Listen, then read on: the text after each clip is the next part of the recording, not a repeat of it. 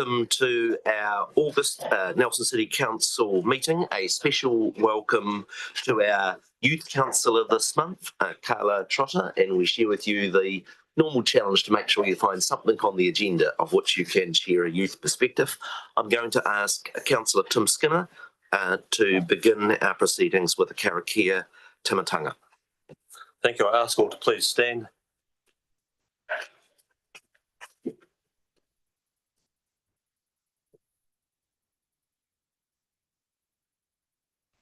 Almighty God, we give thanks for the blessings which have been bestowed on New Zealand. Laying aside all personal interests, we pray for guidance in our deliberations today, that we may conduct the affairs of this council meeting with wisdom and humility, for the public welfare and peace of our Nelson community, through Jesus Christ our Lord. Amen. Amen. We have no apologies. I just want to give councillors two notices of respect to the order of business and for the convenience of people that are presenting to council. I'm going to schedule the Arts Festival specifically at 11:05, just after our 11 o'clock break, to enable them to come in. And then it's my intention to do the first item of confidential business straight after lunch at 1 o'clock, again, to make it convenient for external parties coming in to the council meeting. And other than that, I confirm the order of business as per the agenda. Are there any specific interests that relate to today's agenda items that any member would wish to declare? That being the case, there is no public forum. We come to the matter of the minutes of the meetings of the 3rd and the 14th of July. I'm going to move from the chair the adoption of those two lots of minutes. Councillor Courtney is happy to second, who I note is looking very dapper. It must be election time. Moved and seconded. Is there any discussion on those minutes? That being the case, all those in favour of those being adopted, please say aye. Aye. To the contrary, say no. They are adopted. We come to the Mayor's report, which is on page 18 of our papers. I'd want to note in my Mayor's report for the month that an awful amount of time of both myself and Nigel's team has been with the storm events and the flow-on impacts from those. I'd reiterate my comments of our last meeting that I have been incredibly proud of the response from our Nelson City Council team in supporting the Tasman District Council. I note the media reports on the scale of the insurance claims. The Mayoral Relief Fund is operated on a joint basis, and that worked very well in August 22. In that instance, the vast bulk of the claims were in Nelson City. The opposite is true where there's only been a small number of claims from Nelson City people affected from the storm event.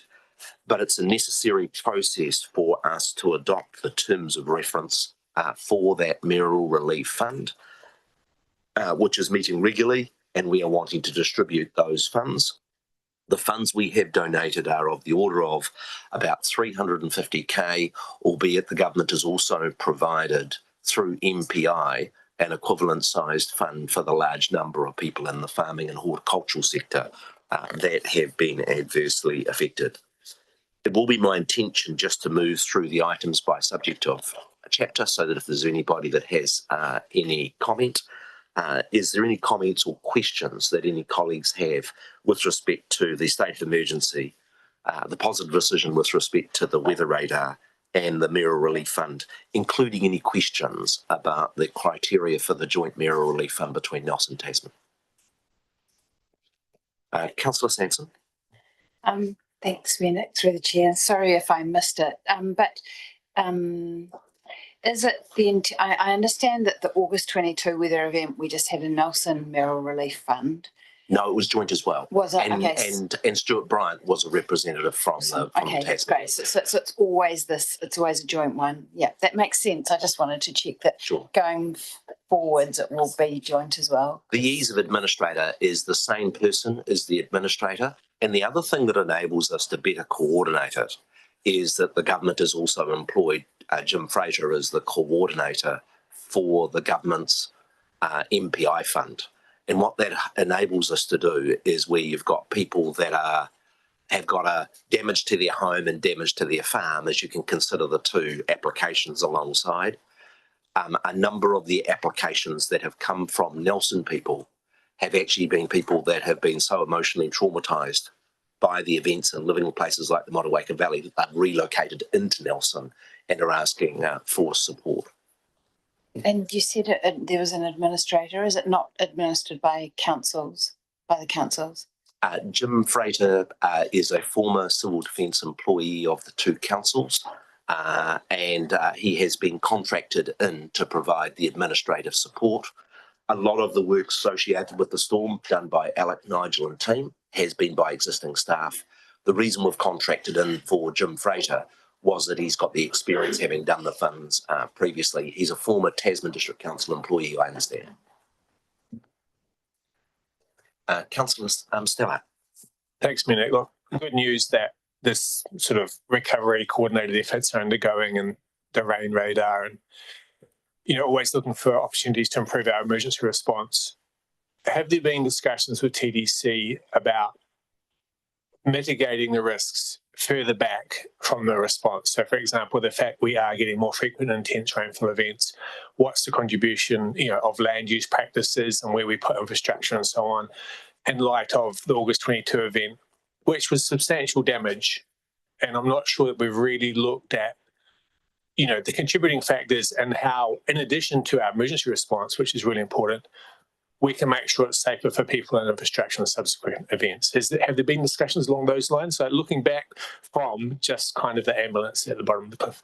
Yeah, sure. So the first thing is that there is a joint civil defence committee that both myself and the Deputy Mayor sit on with Tasman, and that's very much about the civil defence operation. It is an irony for me that one of the key concerns that we had been discussing was the issue of cell phone coverage in an emergency situation, and all of our concerns that we had discussed in meetings late last year and early this year proved through the event to highlight that that is an ongoing issue that the Civil Defence Committee needs to be focused on. Now, your question is more about the broader issue of resilience, and there are two responses that we need to plan in that regard. One is with respect to our planning rules to make sure we're not building in places where there is additional risk. You'll note that with Plan Change 29, we made progress as a council in improving our risk management. Tasman District Council has similar work underway. And then there's the further part alongside that, and that is where can we invest in infrastructure that will better protect communities? And the $9 million that we've been able to get from the Regional Infrastructure Fund has been specifically targeted, and I'm very complimentary of Alec, Toby and team on the work we're doing there, where we've now moved from the August 22 fix to actually the projects that will improve the resilience in future. The last point I'd make on this important issue that you've raised, Councillor Stella, is that we are looking to replace our existing natural resource management plans. I think one of the really big jobs for both councils, Nelson and Tasman, in the next term is going to be writing the successor to that under the new legislation that the government is planning to introduce later this year. And a really key part of that will be the very question you raised as to how do we effectively manage those risks. And you'll also be aware alongside that is the government's proposed legislation around climate change adaptation. I mean, I just encourage us to look as far up the chain as possible, simply by the fact of having a warmer atmosphere. It holds more water and we will get flood events we just simply haven't seen before. So how do we, mitigate that risk? And then land use and getting hydrological modelling, because if we have bare, steep land, then the water is going straight into floodplains and rivers very quickly compared with if it was forested. So I just hope that will be a focus for people when we review these events, and hope there's not another one within the next 5 years or so. We all agree on that. I just want to add one further point. I have engaged quite extensively with NIWA and climate scientists around trying to understand what is the climatic effects that we can expect over the 50, 100-year horizon in Nelson. They have a high level of certainty that the impacts of climate change will result in wetter areas on the west coast and greater levels of droughts on the east coast. The climate modelling is more uncertain for a region like Nelson that has actually got quite a unique system. One of the benefits that is understated in securing a rain radar is not just in getting the information to help inform our decisions at the time of emergency, but actually getting better quality data so that we can actually understand the impacts of climate change and try and better understand that uncertainty about what those impacts are. Councillor Paki. Kia ora, Mr. Mayor, if you would indulge me, just a quick comment around the radar. I think one of the things that we the side benefits that are coming around us, there's a lot of the bigger picture stuff, but immediately within the local economy, the provision of an adequate or a better tool than what we have for the construction industry and for a lot of the activities that we have is actually quite significant. They are very chuffed about this at the moment. Things like being prepared for if events do come in on building sites that would normally catch them unaware, that we don't actually acknowledge this enough, that do cost our community and cost the sector a lot of money. So in the meantime, between these events and that's going on, the benefits that a radar will bring to our region will have results, outcomes and growth and the economic benefits and also the confidence that particular sector, which I believe, is the engine room of any region really, is huge and very much understated. So that hopefully the ongoing benefits is something that we can actually measure every day aside from the bigger picture stuff. You make a very good point. What has surprised me is that in the lobbying both by myself, the Mayor of Tasman and our hydrological team on the rain radar, we've been really focused on how it's going to improve our emergency management. Since it's been announced, I would have had at least a dozen responses from people in the tourism industry of planning their tourism operators. When do they go and when do they not go? The construction industry, as you correctly point out, they're trying to make plans about where they work in rivers, where they don't, or even a standard construction site, knowing that sort of information. And many other sectors, remembering that the data from the rain radar is public forum data that every day is actually going to help people make better decisions how they respond to weather. Councillor Courtney and then Councillor Rollo. Thank you, Mayor Nick. There has been a lot of interest in this and people are appreciative of the fact that it's coming to Nelson, the decision's been made. But what they want to know is the location, the site of the radar. That's of extreme importance to them. Yes. And I don't know whether I'm asking the question too prematurely, but anyway, that's what the committee wants to know next. It's a good question. Can I tell you what's really unusual about the Met Service is, and I didn't completely appreciate this, is that they sit under the portfolio of the Minister of Transport. And the reason was that the Met Service was created in the 19th century and the days when principal means of transport were ships, and the whole creation of the Met Service was around improving maritime transport. Now, the government has made a decision to merge the Met Service with NIWA. The current minister responsible is the Associate Minister of Transport, who also happens to be the Minister for the South Island, James Meagher, who we had at our forum at the beginning of the year. In my view, he has played quite a pivotal role in securing the rain radar for us. He is due to visit Nelson in the next fortnight with his Met Service staff and wants to be engaging with council staff and others about the optimum location. The optimum location is likely to be in the relatively central area of Tasman Bay. And the reason for that is our unusual geographic feature that I have seen play out over my 30 years as an elected representative, is you get these weather events that come in from the north and a slight variation in their angle impacts on what particular valley gets hammered. And we've got over 30 different valleys. I found it extraordinary, the flood flows in the Waiheke River, where right next door, the Wairoa had pretty average flows. So that work will be an engagement. And the question will be, what will give the best data? But also it does need to have an economic lens over it as to where is the population and the assets where actually the value will be most important. So that discussion is due to take place in the next 2 weeks. I am surprised, and you may recall at our last council meeting, I nipped out for a phone call with the Prime Minister. I had the expectation and plead with the Prime Minister to include a budget bid for the 26 budget. I did not expect them to have the contract varied by that Saturday. They are determined to do it quickly. The timetable is that the radar will be built and operational by the beginning of 27. That is a tight timetable, and that will mean that our council staff will need to be pretty intensively engaged with the Met Service around making sure that it is done quickly but also done well. What I can say, Mr. Mayor, is I've spoken to the CEO of Met Service. They are taking this extremely seriously. They want to get this done as quickly as possible. Actually, the building of this thing, that doesn't take very long at all. It's getting the right site, as the Mayor has indicated, and that's complex. As you all know, radar points direct and doesn't go bend down round hills. And we're not going to be able to cover everywhere. So picking that optimal site, we've got an idea of where that. I'm not going to announce that. We've got an idea of where that might be, but we will take our time deliberately. And Alec is leading this on my behalf to make sure we get that right site, so we get as much coverage as we possibly can for the top of the town. Thank you. I encourage people to have a look at the Met Service website, see where those other radar are currently, and see how those communities get far better information about the sorts of events that we've experienced over the last month. Are there any further questions with respect? I'm sorry, it was Councillor Rollo was next.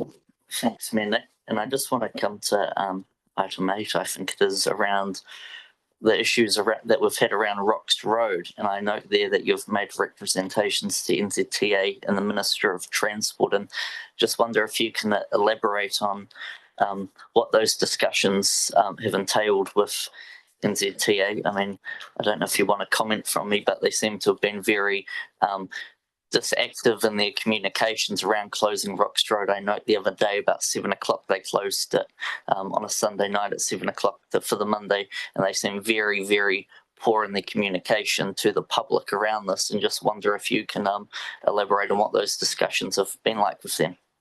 Certainly, and it's very topical with Rocks Road again closed today between 10 a.m. and 4 p.m. I do appreciate NZTA keeping it out of those peak traffic flow periods so that it is less disruptive. The core issue, and I want to compliment Alec and the own council team in working closely with NZTA in trying to remove some of the material at the very top end of the cliffs that's continuing to pose significant risks to motorists. And we do need to remind ourselves that there was an awful fatality just south of Murchison with respect to rockfall for some poor man. The risks are real. I don't agree with you, Councillor Rollo, that NZTA's communications has been poor. My experience is I've actually found them absolutely on the ball, albeit it is unpredictable as they find areas. Now, the specific discussions I've had with the Minister of Transport and NZTA is that you'll know that there's that substantive area of Shot Creek that is protecting part of the hill. That is actually working very well, and that was installed in phases some years ago. I think there's an active discussion as to whether the area of Shot Creek protection needs to be extended and whether that would improve resilience. The second issue is that there are very modern technologies. And again, I would compliment Alec and the team that's been working on the recovery walk from August 22, where they have employed some of the modern fencing technologies that are able to absorb the pressure from falling rocks, protect the road and avoid it. I think they need to explore whether those sorts of geotech solutions need to be explored. I must raise a third issue. When I was at the Nelson Market on Saturday, I received a representation from a group of businesses that operate around the waterfront area. Their concern, whether it be NAM, whether it be the fish and chip shop and those other businesses, every time the road is closed, they are taking a hammering. The representations they have made, and I'm supporting them, is trying to ensure that the signage when Rocks Road is closed makes plain that those businesses remain open because it keeps impacting on them. I notice the Chief Executive also wishes to add comment to your question, Councillor Roller. Yeah, what I can say is, look, I'm actively talking to Emma, the director of our area from NZTA. Look, the priority was safety and making sure we got that right during the emergency event. But Emma will acknowledge we can always improve. And look, I'm meeting with her next week to have a debrief on the whole thing and where we can improve. And if, as the mayor says, with signage, the local businesses and those types of things. So every time we have an event, look, the priority is to shut the road, make people safe. But we're going to review the event, and we'll make sure that we will improve any communications as best we can for the next time. I'm going to have Councillor Rainey, then Councillor Anderson. Just a quick comment. Me and that guy travelled to Rotorua last weekend, and I've been travelling up there for 60 years. I have never seen the amount of damage in the forest that was apparent, and it was wind. Trees just snapped off, acres and acres and acres of trees, just Clearfield just snapped. And there's a lot of focus on this being a rain event, but boy, it must have been unbelievably powerful up there to cause so much damage. And I take my hat off to obviously the road crews who've done a huge job clearing that road through Golden Downs. Councillor Rainey is absolutely right to highlight the scale. And I think in terms of economic damage to the region, the losses of those thousands of hectares of forests when the final number crunching is done on the second event, it will be the wind that has done the most economic damage to the region. Just to add, and it's not covered in my report, but it's subsequent to it, you may note that after Cyclone Gabriel, the government did provide some tourism promotion funds for the East Coast region and the recovery. There is concern from our own visitor industry that there's an impression that we're not reopened and ready for business. And so I have been, both the Economic Development Agency and myself have been discussions with government to see whether they could provide some support in that area as well. Councillor Anderson. Thank you. So I don't know if I'm jumping the gun. Just a question about the electoral reform. Can we deal with the issues that they cover in the agenda? Are there any further questions with respect to the storm recovery and the criteria for the Joint Mayoral Relief Fund? The Deputy Mayor.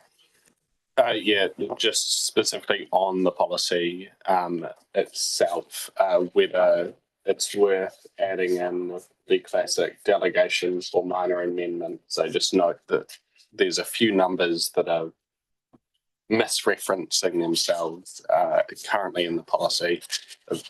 2.12 refers back to 1.3 when it should refer back to 1.2. And there's further down, this is more of a genuine question, is in terms of at 4.1 assessment against the criteria specified in 2.1 and 2.3. Is there a reason why that assessment is not also including 2.2, which is the prioritization of applications? I don't think it's worth spending a lot of time on, but I do think it should be tidied up before it's finalised. The nerd amongst us is absolutely right, and that's why he adds such value. Can I please ask officers to add a third resolution along the lines that the Chief Executive and the Mayor be authorised to make amendments? I do confess that the time from when this criteria was scrambled together to enable us to get the funds distributed for today's meeting was in a bit of a rush. So what I would like to do is to have one of those standard, if you could please work on it, that allows the Chief Executive to make minor technical amendments to ensure the document is logical. As you correctly point out, it is not. Might I suggest that council offers the Deputy Mayor a job? You're so helpful, Councillor Rainey. Any further questions with respect to the Mayor's report? Just while we get the officers to prepare that, let's move to the second item. That is with respect to the re-establishment of NMIT. We had made a submission. I do want to acknowledge two parties. Firstly, the team of Olivia Hall and NMIT have done outstanding work. if you read in the newspapers the huge uncertainty for the city of Whangarei, not indifferent to us, around the future of their polytechnic. And I think that positions us well. And secondly, it was a really good example, in my view, of the region speaking with a united voice across the 8 iwi and the 3 councils that helped get the positive outcome. As I've noted in my report, the next key step is the establishment of the local Polytechnic Council in time for when the NMIT re-establishes its local governance at the end of the year. Are there any questions on NMIT? That being the case, I move to the Local Government New Zealand Super Local Conference, and the issues I've covered there has both been the bus remit, the issue of rates capping, and the electoral reform position paper, and more than happy to take questions on any of those issues. Councillor Anderson. Thank you. It's just interested, there's a section in the why people don't vote, exposure to civics and education. Just kind of wondering if anyone knows, aside from Youth Council, whether there's any collaboration in regards to what we do here, or connecting with, I don't know, Ministry of Education or local schools. I've been to 3. I've been asked to come and talk to students, but I don't think it's an organised thing. So I'm just wondering if this is something we've ever done. Deborah, and elected members, including myself, need to be careful as we approach the local elections that we respect the independence of our electoral officers. But Deborah, is there anything specifically that we're doing in respect of younger people voting, or as Councillor Anderson raised, school visits? I've got one point I want to add after Deborah wished to address your question anyway. Councillor Anderson. Sure. Kia ora koutou, through the chair. There's 2 aspects to that. I'll tackle the first. At this point, school visits are not planned specifically, but more generally speaking, our entire election comms program has an overarching youth focus.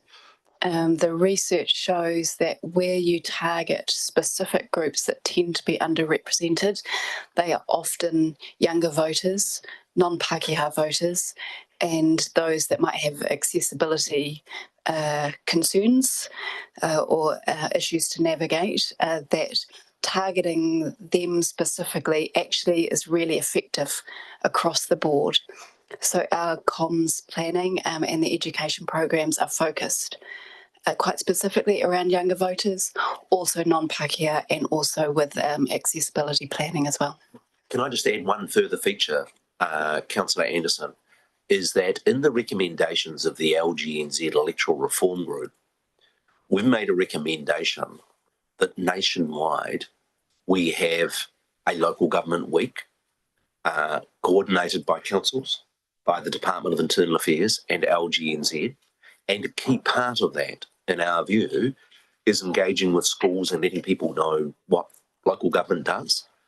I'm quite excited about its potential, and regardless of whether the initiative is picked up, if I'm privileged to continue as mayor, we'll be interested in having a discussion with council officers about us picking up that notion of a local government week in which we engage with our community to help both inform civic participation, but also help inform the community about the services that council provides.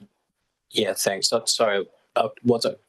I know it was about voting, the paper here, but I was more interested in civics in school, as far as not attached to an election, but more our students actually learning about local government as a subject, and whether or not in the past, I don't know, sitting councillors have done school visits, or Yeah, no, it's a really good. We have specifically included a recommendation in the report on civics education, but quite apart from that, I would see that local government week that's incorporated as one of the recommendations to involve all of us elected representatives getting out amongst our schools over a week that is focused on improving knowledge of the role of local government. Councillor Sanson. Thanks. There's a really excellent free program available on the vote.nz site for running mock elections in schools for young people, and hundreds of schools all over the country do it every election, but none in Nelson, Tasman. And I think 2 elections ago, I managed to convince my son's social studies teacher to run it for his school, or for his class actually. And they, it's as if they're voting for the current, range of candidates. So they give them excellent information, and I'd really encourage anybody who's connected with our local schools, or even maybe it could be a letter from council, to encourage the schools to look at utilising that free program, which is all set up for teachers. It makes it very easy, and it helps the students run the elections themselves. A good suggestion, and I think there's a follow-up through potentially for the Youth Council and how they might be involved in the point that's been raised both by Councillor Anderson and by Councillor Sanson. Can I acknowledge, and I do need to be careful in this area around electoral, I was delighted. One of the 2 key recommendations for the current local body elections was to provide all electoral candidates with the opportunities to do a video. We would like to see that in the national legislation as part of the reform. And I'm delighted that the electoral officers have picked up that locally. I do think it helps people get to know the candidates. And the second thing is, with the collapse of Post, the greater use of orange boxes, one of the things I would draw to both officers and councillors' attention, that in the Tauranga special election last year for their council, 85% of the votes were not through the post, but in those orange boxes. And I'm pleased as well to see that being picked up for our upcoming local election. Are there any other questions on the LGNZ issues, including electoral reform? Then the last item in my Mayor's report is the Sequencentennial Task Force, and it has taken me over 12 months to try and get the pronunciation right, and Cherie is still giving me a naughty look that I haven't got it right. But can I particularly acknowledge Councillor Mel Courtney for the work that the task force has done over the last 2 years in getting the book published. I think the book I would rate as compulsory reading for anybody that's seeking to serve on council, because it gives a wonderful historical perspective of the councils that have served this community over 150 years, where they got it right, where they might not have got it right, but certainly gives that long-term perspective.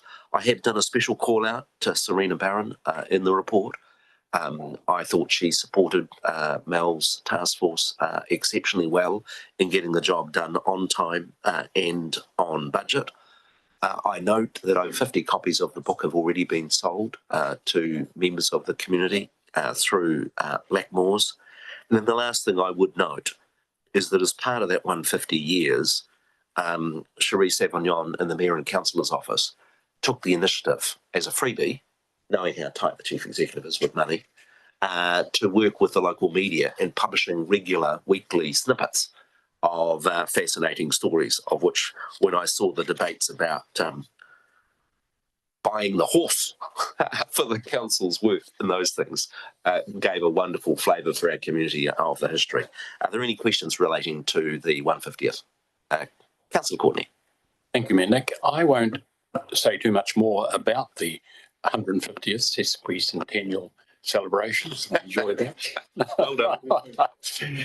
Other than the fact that it was a privilege to work with the people that on council, the task force members that had been chosen, and also council officers. They were an amazing group of people.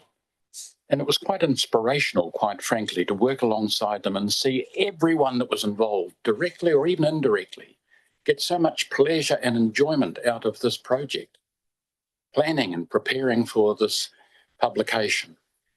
And rightly so, you've mentioned Serena Barron, and she is a standout, but there are others as well. There's her support person, who is Tessa Smith, and Catherine Close from our General Manager, Andrew White's office. She was there every step of the way. There were just so many people willing to help.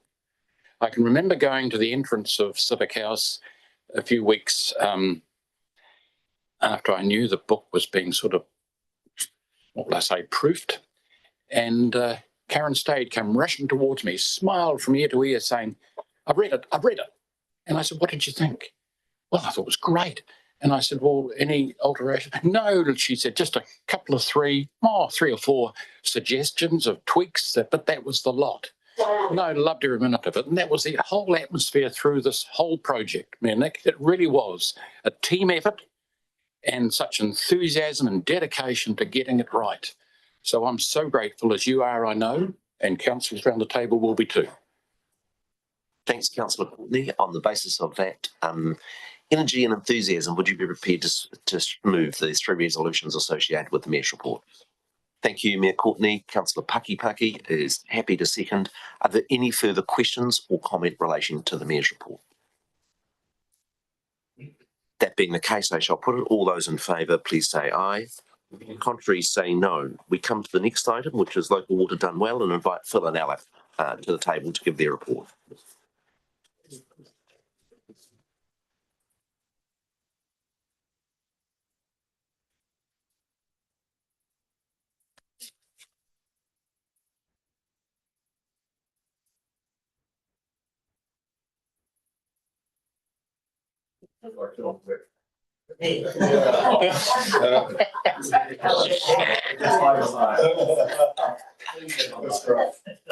I'm just so impressed that we've got engineers at the table wearing ties. Standards are improving, Mr. Chief Executive. We're in your good hands. Thank you through the chair.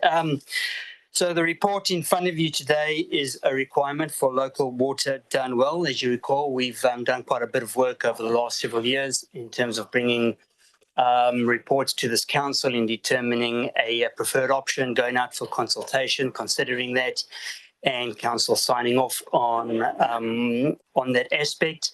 And one of the things that we have to do is we have to prepare a water services delivery plan, which is attached to this report.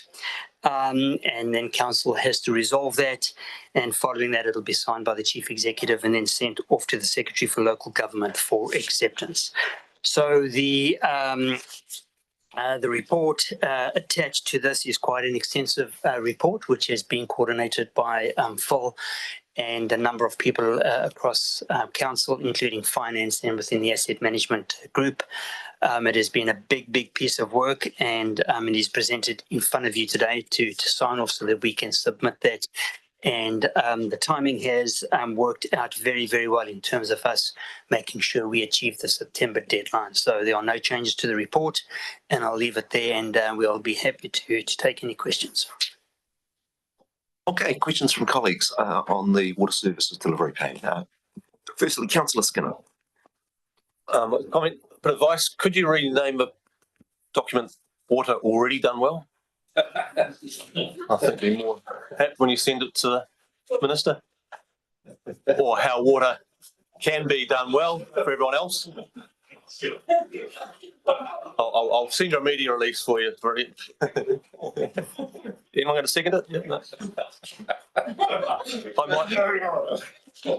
Councillor Sanson. Great question and jest. Thanks, Mayor Nick, through the chair. Kia ora, Phil and Alec. Thanks for the report, fulsome report. I sent 2 questions, 3 today. I'll just ask one of them. That's okay. At page 249, it talks about Maitai Dam collapse risk. It's good to see that this is finally been mentioned in a public-facing document, and I just am really keen to understand what our timing is around messaging for the community in terms of risk in the event of an earthquake. I know we kind of have that narrative that if there's a, if there's tsunami warning, you do whatever, get to high ground. I think it would be maybe relevant to consider something similar for the Maitai Dam collapse risk, that, basically people in the city need to get to high ground within X term. Mr. Mayor, yes, we absolutely agree with that. It's certainly on the program of things to do. We were hoping to do that this year, but really events just sort of overtook us, particularly with the storm events out in Tasman recently. Anyway, that this presentation to the community will be based on some modelling work that Tonkin and Taylor have done, we'd like the civil defence team to be deeply involved in that, so we present a united, I suppose, response to the community, and council will be in part of that. So we're hoping to at least pull together that for early in the new year, or certainly the new term of council. Thanks. Just a follow-up question. So do we have any information about what, I guess, the earthquake strength of the dam, like what it's, I guess, likely to be intact to? What it was? Sorry to cut across the Councillor Sampson. Yes, Mr. Mayor. When the dam was designed, it was designed for a 1 in 10,000 year return period earthquake, and I totally understand that standards will have changed over the last 30 to 40 years, but that's an extraordinary event. That sort of return period, we would expect it to maintain its integrity through those AF8 type earthquakes that might strike the west coast. So we're not expecting it to suffer any form of catastrophic collapse. More that we would expect it to be damaged. Our intake structures probably quite severely damaged under that level of earthquake. So we're anticipating that it would be secure up to AF8. Yes, we would. The AF8, interestingly enough, sorry, Mr. Mayor, just very briefly, the AF8 earthquake, if it does let loose down on the west coast, by the time it gets to Nelson, we expect it to be moderated to somewhere more like a 4 to 5 magnitude earthquake, and our dam will comfortably survive that sort of impact. The only commentary that I would add. Can I just finish? Thanks. So, and not to put pressure, because I know there's been a lot on for the infrastructure team in particular since the August 22 weather event, but I think we got a briefing on this close to 6 years ago. It was definitely in my first year on council. I just think some messaging to the community that if you get some kind of like an antenna notification, if there's been an earthquake, get to high ground, I just think would be really good sooner rather than later, just because. Through the chair, we take that absolutely. And Phil and I have had a lot of discussions in terms of making this a priority, but we do get things overtake us, but it is firmly on our radar, at choice of words. And it is something that we will do, but we'll take your concerns about early messaging on board. Absolutely. And just because I feel like I have family members and friends who live in the wood, and I want to be able to say to them, if there's an earthquake, get to higher ground. But I just, until it's made public. We agree with you. Yeah. There's a significant amount of focus on the risk of an AF8 on the main fault. The earthquake that worries me more, even though it is a lot less probable, is on our own fault lines, noting that the Christchurch earthquake was a 1 in 10,000 year event, not on the main fault line, and we do have a number of smaller faults. And that's not to discount the good work that's gone on around the more probable event of an AF8, but it would be one of those earthquakes on our smaller 3 faults that would pose a greater risk to the city. Councillor Benj. Thank you, Mayor. Has it been modelled what would happen if the dam did fail? Yes, Mr. Mayor. Yes, certainly it has. We've had Tonkin and Taylor do some quite extensive modelling of what it would look like in terms of a wave front propagating down through the valley. And it is quite interesting. And Councillor Sampson's right. We did do a briefing quite some time ago, and we can rerun that briefing with council as soon as we can get a workshop space and show you. It's not dissimilar. The effect at the bottom of the Maitai Valley is not dissimilar to our sort of Q100 flood events.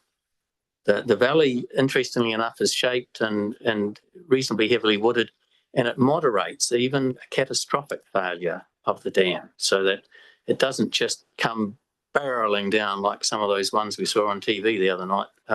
It moderates quite substantially, so that by the time you get to the wood, it's not that much different from a Q100 flood event. So to get back to Councillor Sampson's question of putting people's mind at ease, it would be good for them to know that if they don't already know it. So that you know, if there's a major earthquake, and that's at the back of your mind, I think knowing that would take away a lot of fears for people. So maybe it is something that the people in the path of that should know. Okay. And we agree with you. Any other questions on local water done well? The Deputy Mayor? Yeah, just looking at graphs, my favourite thing to do, and with the wider picture of our sort of renewal management, how many kilometres of pipes do we currently replace each year? Mr. Mayor, we probably at the moment would be doing somewhere around the 5 to 10 kilometres tops. That's a good year. More likely we'll do around the 1 to 2 kilometres. And so just looking at, you know, the thousands of metres of wastewater water pipes that are theoretically due for renewal in that sort of 2030, 2035 to 2070 period. How confident are we in both our current management of that bow wave of renewals, but also our ability to maintain the standard that we are rightfully proud of through that period? Mr. Mayor, that's certainly been the focus of a lot of our activity management plans, probably for the last 2 to 3 rounds. This is a bow wave that we're facing. There's 2 things happening here. Of course, the graphs that we look at are based on our theoretical service lives. So we drop a pipe in the ground and we assume it will last somewhere 70, 80, 90, 100 years, and that's what that graph lines. It's just simply a statistic out of our database. So as we get a bit closer towards the end of that sort of time, we look quite closely at the pipes, whether that's 70 to 80 years or 70 to 80 or 90 to 100.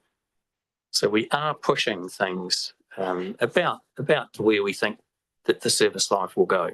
So I'm confident that that by 2030 we'll be nicely placed to do the priority renewals, the things that are very, very urgent that need to get done. And we'll also know which ones of those particular pipes will be the priorities and the things that need to be done. And the rest, certainly council have made decisions already to concentrate about 75% of our capital expenditure on the renewals, which I think will get us well into that sort of period just with that stage. So I'm comfortable. And through the chair, I've gone on record saying that we can't take our foot off the pedal now. We have to focus on our renewals, and we've got to keep this momentum up. We really have to. Yeah, I guess I just know because I know the data exists, so that it would be good for this table to have I think a bit more visibility, particularly in terms of the overlaying the geographic impacts of these sort of expected renewal dates. Just noting in terms of the natural pattern of development, it is certain areas that are likely to have significant numbers of renewals needed around a similar time, but also just getting a better understanding as well of the implication for the different material of renewals. I know in the 2030s, it's a significant amount of asbestos cement in terms of the water pipes that are likely to be coming up, and what are the both direct renewal implications for that in terms of length of disruption, but also we've got better data on the pricing there, but understanding that sort of day-to-day life implication. I'm happy to answer that, but I'm also going to ask for the Chief Executive to make comment. Did you want to respond at all? Sorry, we'll go Nigel first. Well, if you want to respond to his last question, I'll just jump in after that. Certainly, it's not a difficult task nowadays for us to actually give a presentation to council. We'll run a workshop with early in the new year, new term, and we can easily show you where the concentration of the AC pipes are, and which is no surprise, but they tend to be a bit spread across the city, but concentrating out in Stoke. And we can also show you where some of our other cast iron pipes, the longer pipes are. No problem at all. Chief Executive. Yeah, I'd just like to make a comment and clarify something Phil said. Look, I think my predecessors have done an amazing job in terms of renewal in the local water. Done very well to space, Tim, which you talked about. So we have done well in water, and I'm really confident of the report that we've put forward. I just wanted to clarify something. You said something, Phil, that the council had decided that we're going to spend 75% on renewals. That's a proposal that I'm putting forward as part of the LTP, and that, of course, will come to elected members next year in a proposal that I'm bringing. I think, historically, over all of our renewals, we've focused on about 33%, and I'm proposing, actually, we've got some great assets within Nelson. We've done well in the water space. We've probably done above that, but I want to be really clear that the staff are putting forward a proposal for elected members to consider next year as part of the LTP deliberations that we would spend a minimum of 75% on renewals. That's a governance decision that you will all collectively take next year, subject to you, of course, being re-elected. Councillor Hodgson and then Councillor Stallard. Thank you, and kia ora. My question, just coming back to the delivery plan, is has this helped in terms of there's been ample reform and then subsequent work required by council and costs? And I just wonder, like, if you look back 10 years and then now you look ahead 10 years, has all of that work that's taken place provided good value for money in terms of better outcome for Nelsonians, or has it been something else? Mr. Mayor, I think unquestionably that the work that we've done in the last 10 years has provided better outcomes for Nelsonians. I truly do. That water services delivery plan, the contents of that is essentially our activity management plans, asset management plans, and our long-term plan. It's work that we do as our business as usual, understanding our network and thinking about how we fund the thing and where the money goes to come to council. Councillor. Quick follow-up on that? Yeah, sure. So is it any different than what we would have done as business as usual? No, absolutely not, Mr. Mayor. The plan that we're sending to the Department of Internal Affairs is just word for word out of our AMPS and our long-term plan, with a little bit of commentary by me. Just like in the prescribed template. In their prescribed template, we could have just sent them links. I love it. Councillor Stallard and then Councillor Benge. Thanks, Mick. Just a couple of questions. Hi, Phil and Alec.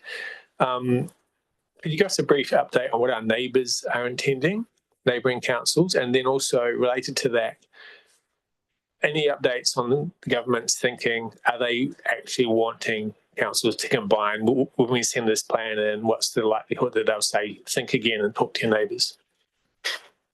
So through the chair, the first question is what are our neighbours doing? So our neighbours are essentially going it alone as well.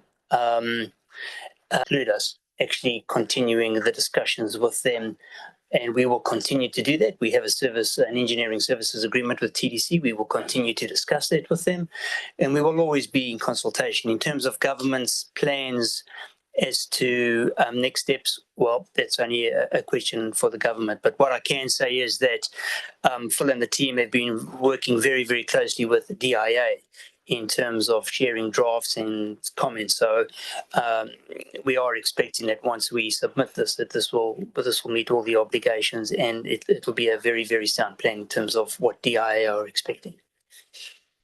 I'm going to take Councillor. Sorry, just another question. Yeah, sure, Aaron. The long-term plan budgets for water services delivery, are they adequate to implement the plan? Is there enough budget in the long-term plan currently to do what we feel we need to do?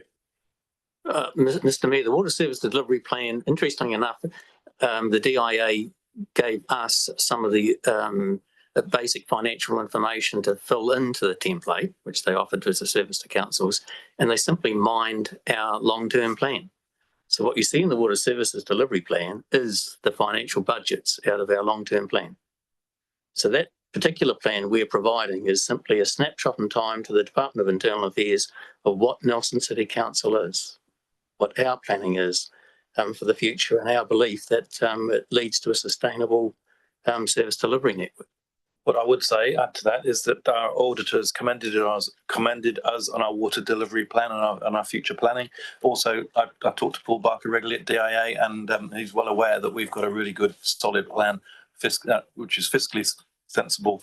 We've got amazing staff to deliver it, Paul said that we're going to have no problem getting our plan signed off. So that's good news. It seems like we're fully funding what we need to be doing in a responsible, sustainable way.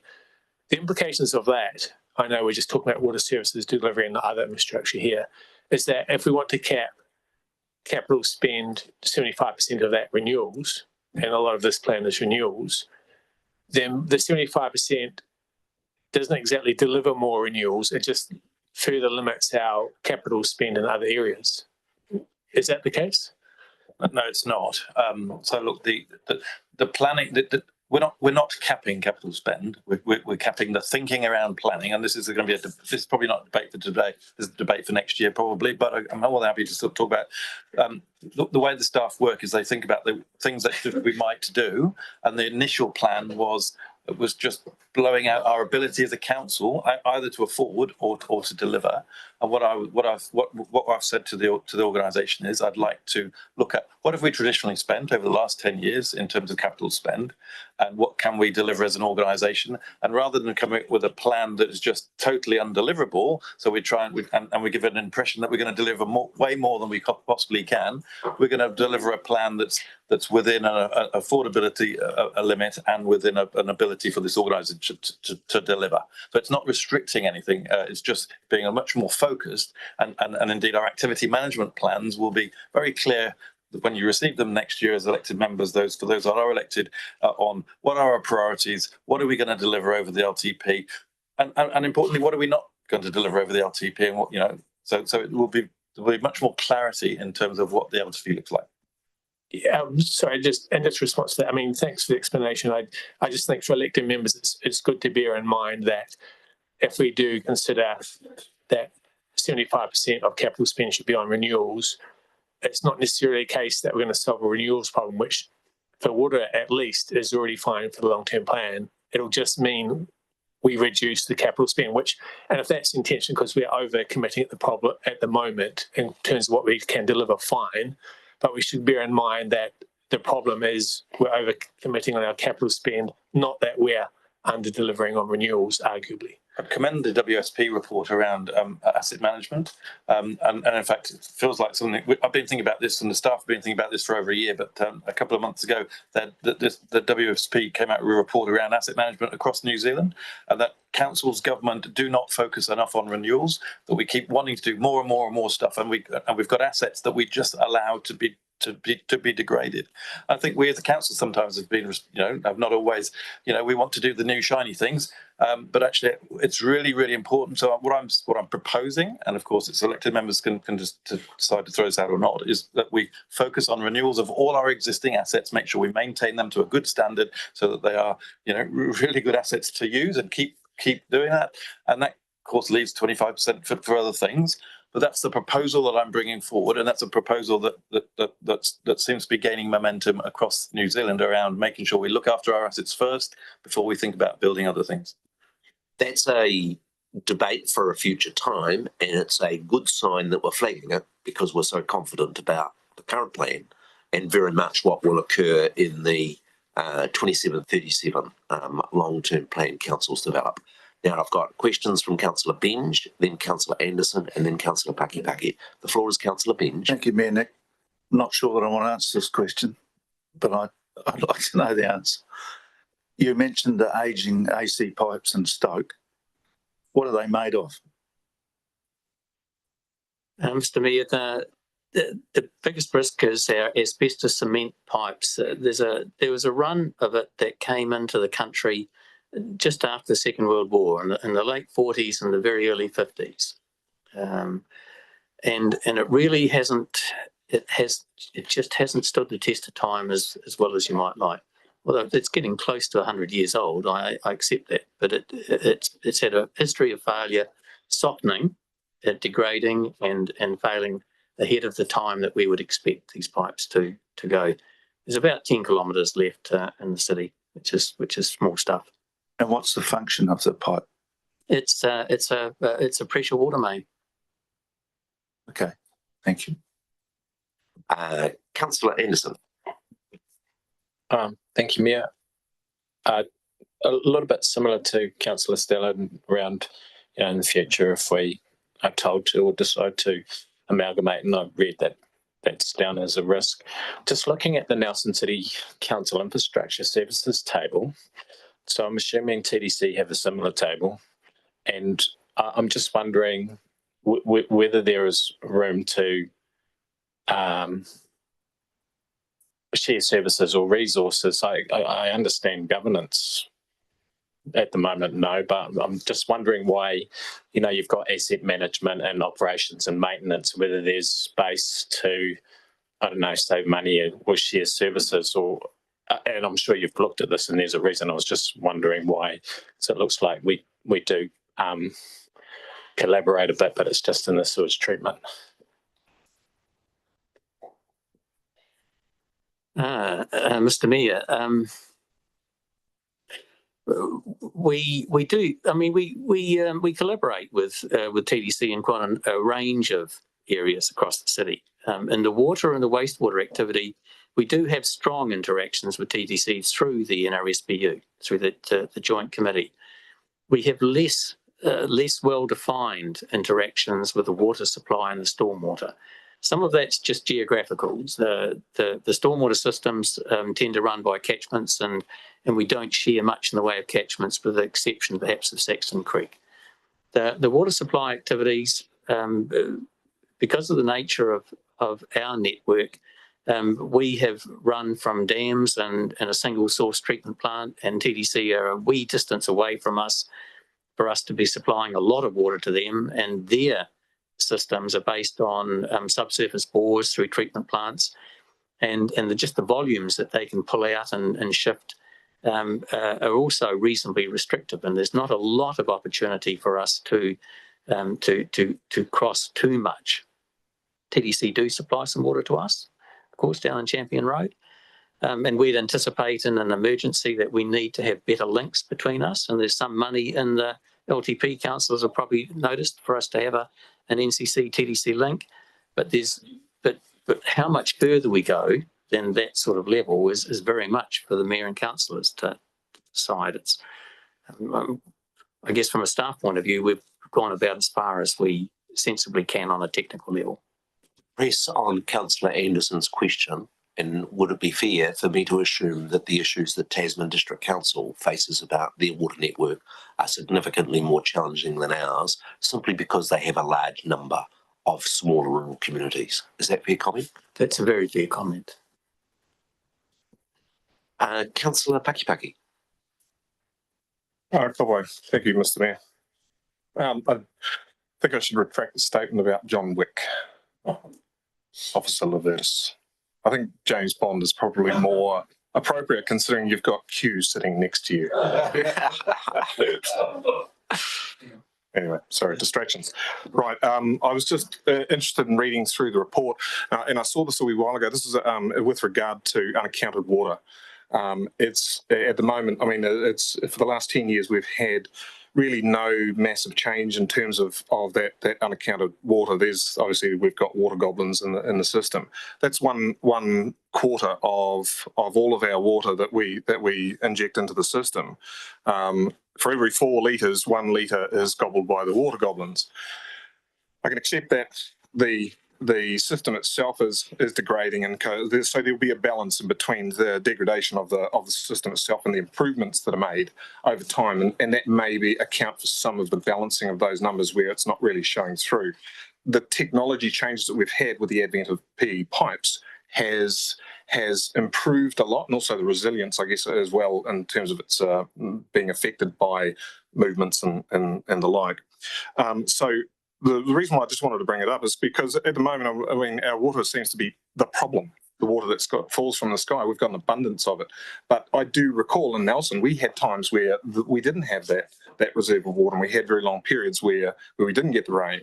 And so, what I'm wanting to know is that when as we're going forward, we're spending this money, do we have a target, or rather, what's our expectations that this expenditure seeks to achieve in terms of that water loss? Because I see that if we can start to solve that water loss issue, we're really future-proofing. It's a future-proofing activity. That's the question. Thank you, Mr. Mayor. The water losses that we record have been stubbornly high, anywhere from about the 18 through to the 22, 23%.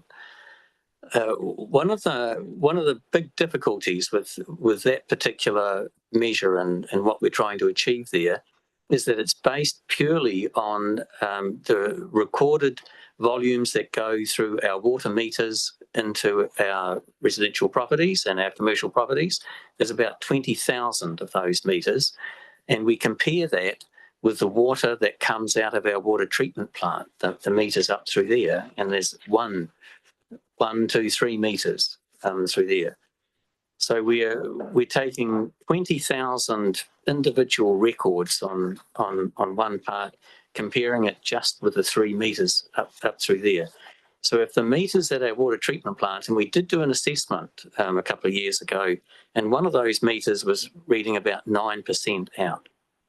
So suddenly, what we're trying to measure with water losses, it becomes a very difficult task if you can't trust the figures and the statistics. Then that's part of our problem. 25%. Unquestionably, we run water loss checks across the entire city every year. We target sections and we do listening and we repair leaks. So on an operational level, our team is fixing leaks. The new pipes we put in will remove the old pipes that might be leaking, but we still have this stubborn mismatch somewhere. Right. So I was the reason why I was a little bit. I just needed that explained or explored a little further is because the term loss and unaccounted for and water loss are two quite different things, but they're used sort of interchangeably in this report. But they're not really the same, are they? They conventionally no, and unaccounted for water can also be water that just simply doesn't go through our meters. Now, there is occasion when some of our customers, and we have it occasionally when one of the big tank farms down the port need to test a tank, and they'll run 5,000 cubic metres through that tank, just filling it and testing it for integrity.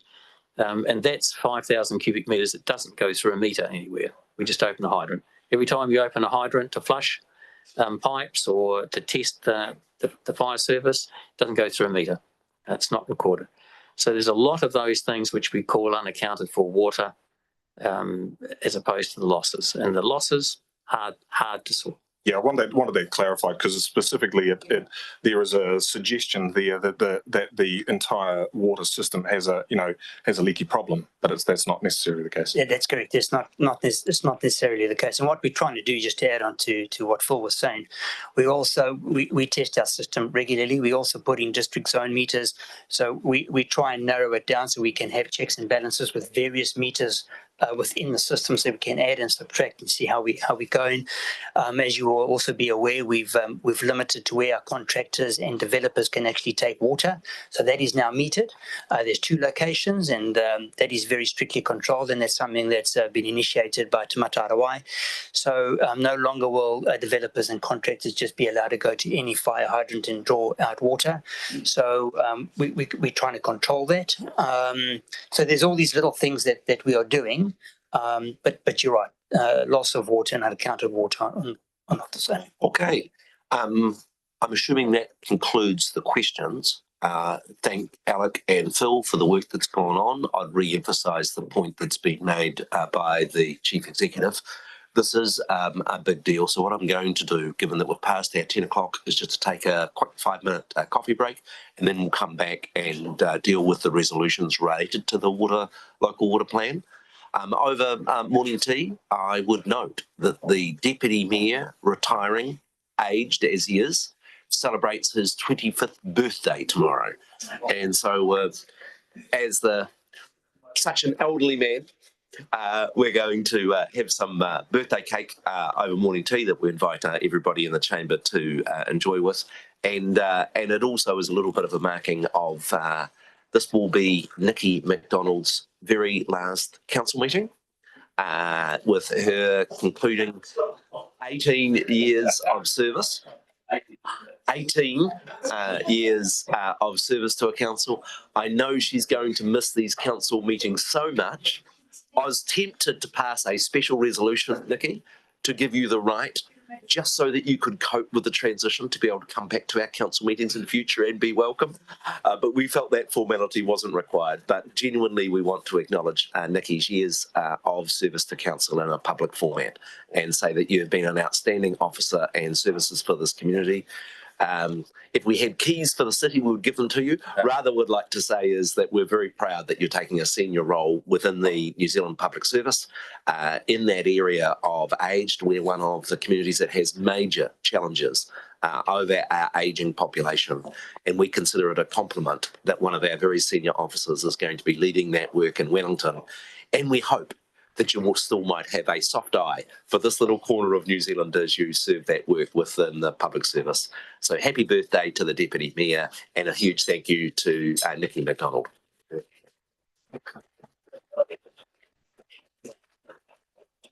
Council is adjourned. We will resume at 10:17.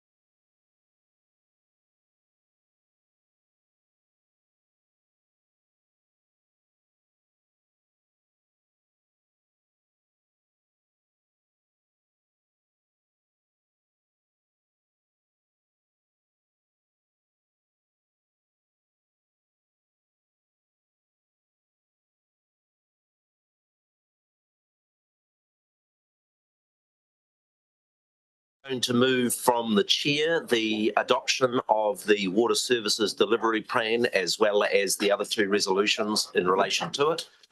Councillor Pakipaki is happy to second. It is my intention, because this is a big deal, to make some comments as much as anything to get onto the public record the importance of our Water Service Delivery Plan. About a third of the assets that the Nelson City Council has is in its water services. It's an area in which local government has had some difficulty. And if we recall 3 years ago when we were elected, there was huge questions and uncertainty about the future management and governance of water services. I think it's important that we put on the public record that the reason Nelson is in such a strong position with respect to its water services delivery plan is because of brave decisions that have been made by predecessor councils. I particularly want to acknowledge the Peter Malone era, when the commitment was made in the 1980s to build the Maitai Dam. I want to acknowledge the decision that was made in the period when Philip Williston was the mayor, and a quite radical decision was made for Nelson to be one of the first councils in New Zealand to meter all of its water services. That actually has had a substantive effect on the good financial incentives around our water services. And then I want to acknowledge the Paul Matheson Council that made the decision around the Tandragee Water Service treatment station that had Nelson improved from an E grade to an A grade in terms of the quality of water. And of course, when I acknowledge those mayors, I'm as much acknowledging the councils that serve with them and the officers that serviced with them.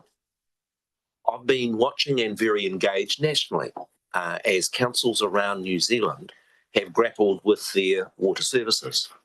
I have to say, I am so relieved and pleased for this community that we are not in a water services entity with Wellington. When I look at the most recent report identifying $11 billion of upgrades being required, of households in Wellington facing increase in costs of over $800 per year per household, I quite frankly say we missed the bullet.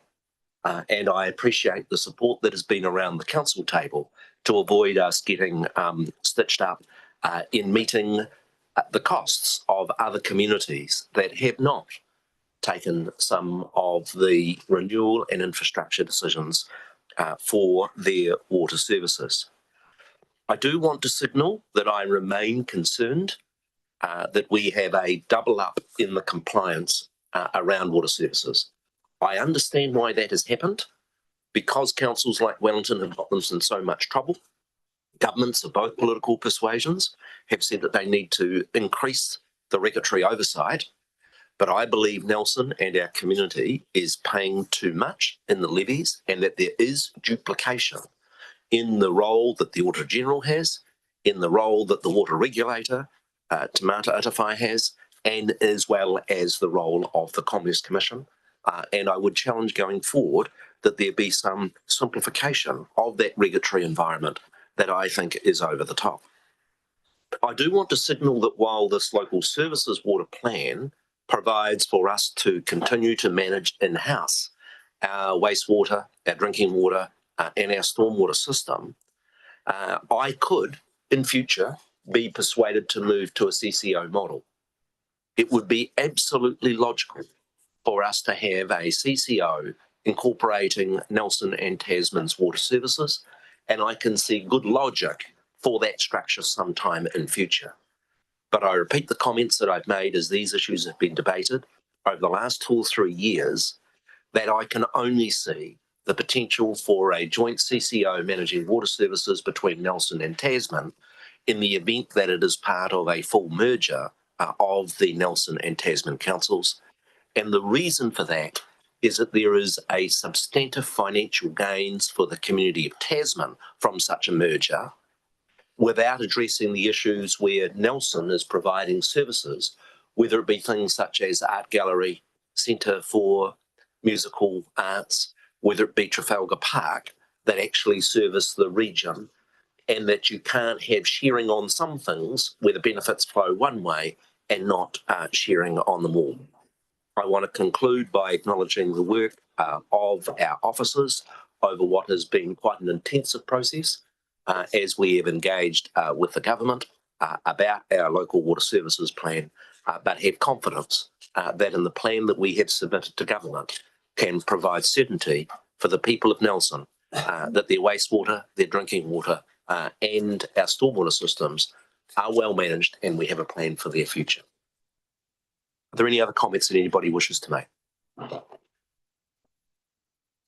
Councillor Skinner.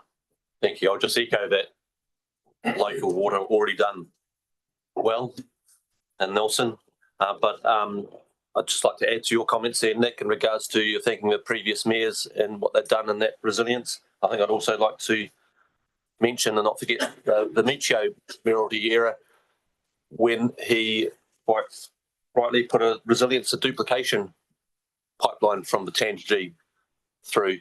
And I remember that was just before I got into council and thinking, and when we came to council, that proved to be very more than handy, especially when you have potential slips in the hills. So I'd take out your main water supply coming from there, and if you've got that redundancy or resilience and duplication, and that was quite an investment back then.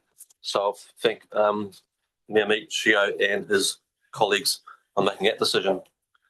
I don't share the thoughts of putting this into a CCO or it's sort of a step towards 3 waters, etc. So I'm very fortunate that this community held strong on that 3 waters and thought to keep that into our local community handling of that. But also not to rest on our laurels and not to become complacent either. And I see that coming from the conversation from our CEO when you mentioned before about the renewals, etc. So no, very supportive of this and very supportive of our team working on that. And this is really one of those huge core things that people expect from us as a council to do well. And we must keep our focus on such core infrastructure. Thank you. Thanks, Councillor Skinner. The Deputy Mayor.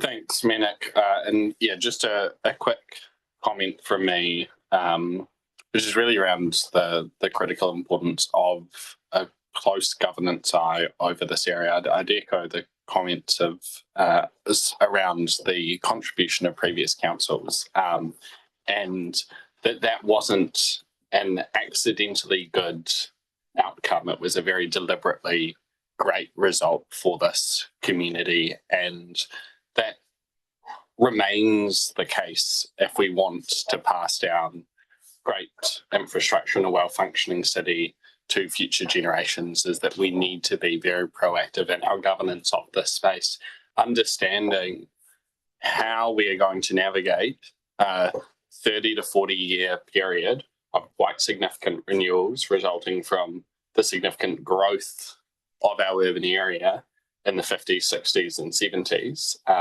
Actually charting a path through there will be difficult, both in terms of managing the direct disruption to communities as we dig up roads and replace those pipes, but also answering the still remaining challenging questions of how do we appropriately manage the costs and indeed the borrowing capacity to be able to complete those renewals promptly, on time and before they reach a critical failure point.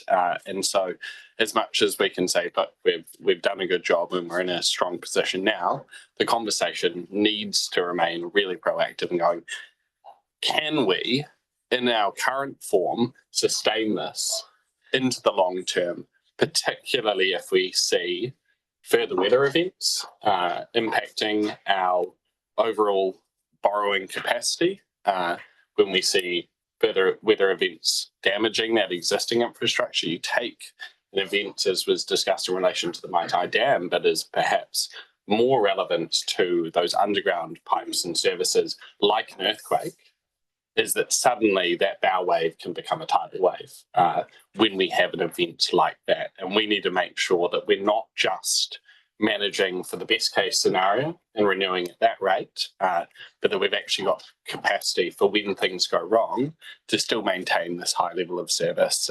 And that, I think, requires an ongoing conversation, because as easy as it is to look now and go, oh, we've done a great job,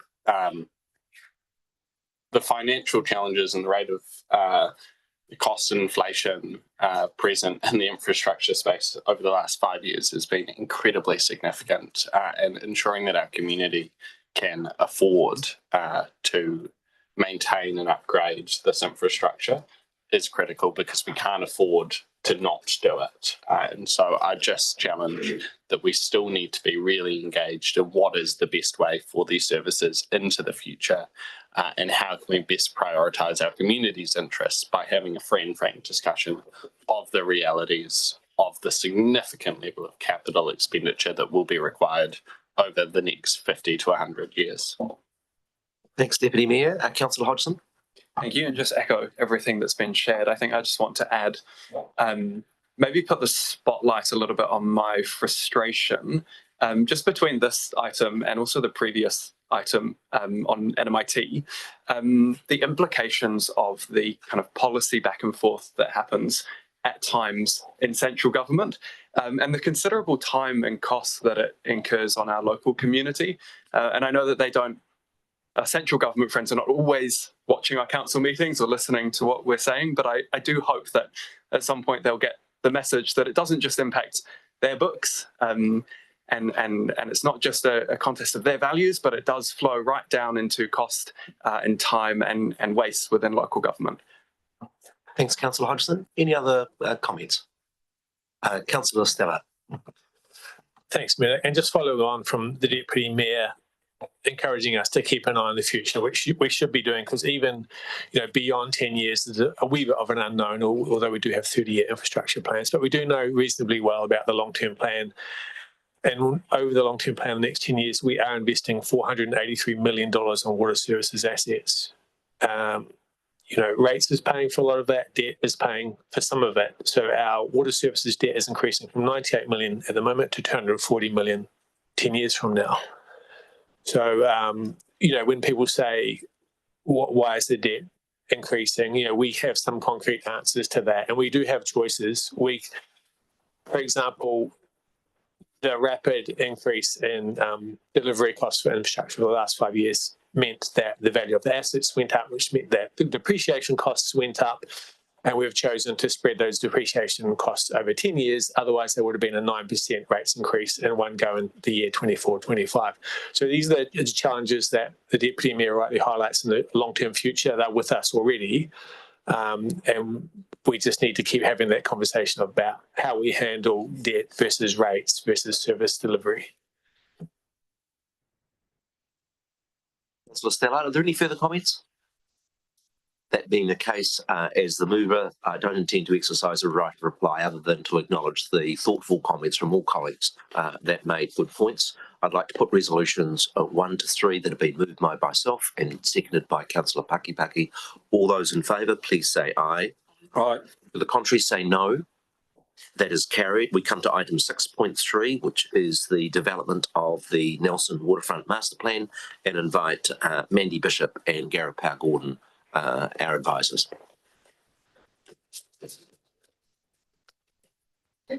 Thank you, Mayor Nick. Mandy had to step out, so I'm just here in her place to introduce this report, which Gareth has prepared about the development of the Nelson Waterfront Haven Master Plan and allocation of funds. We would like to take the report as read and welcome any questions which Gareth will answer.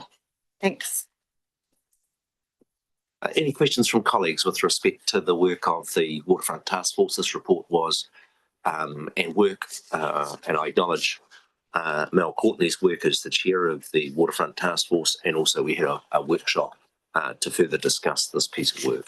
But are there any further comments specifically with respect to the development of the proposed master plan? We'll start with the Deputy Mayor and then we'll go to the chair of the task force. Yeah, just in regards to the funding of this, how much money is expected, or how much money is currently sitting in the Nelson 2000 Trust reserves that council holds, and how much are we anticipating this master plan refresh to cost?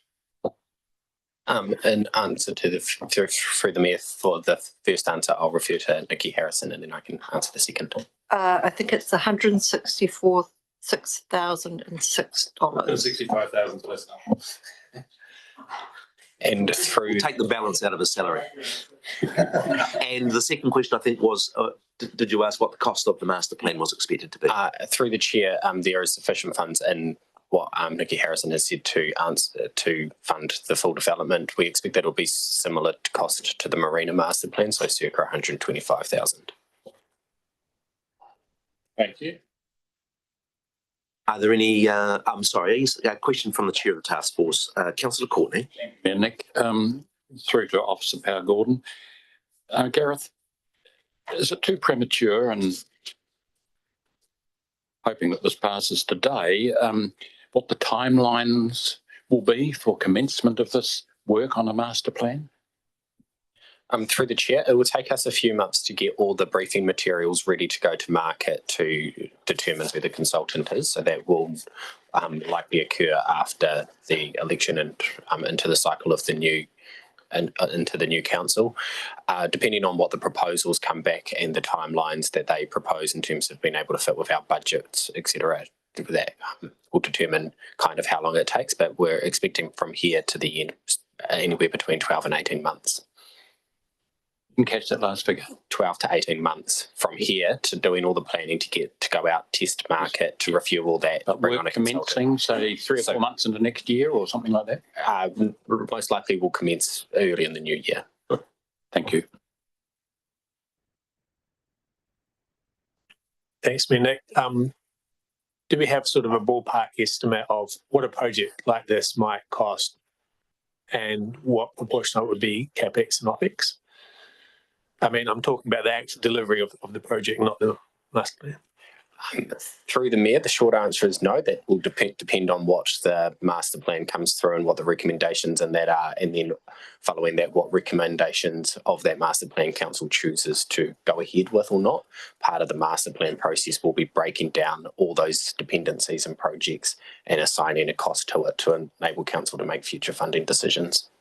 What I'd say is that this is a significant project and will require a partner. You know, this can't be just a council-led thing. So we will be, as part of the master plan, we'll be exploring, commercial opportunities, partnership opportunities with either the central government or iwi or others. We as the council, I just want to signal, we as a council, unless we have a significant shift, can't do this alone. We will be looking to partner. This is it's a great opportunity for the city.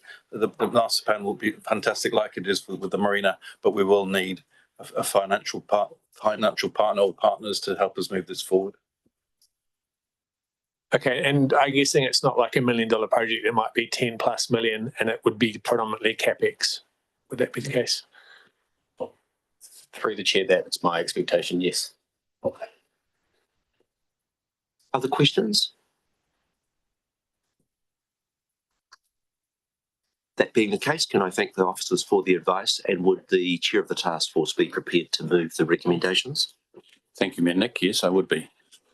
And I'm happy to second from the chair. Did you wish to speak, Councillor Courtney? Yes, I do. The floor is yours. Mayor Nick and fellow councillors, a master plan is a critical long-term strategy for the successful development of our precious Nelson Tasman waterfront.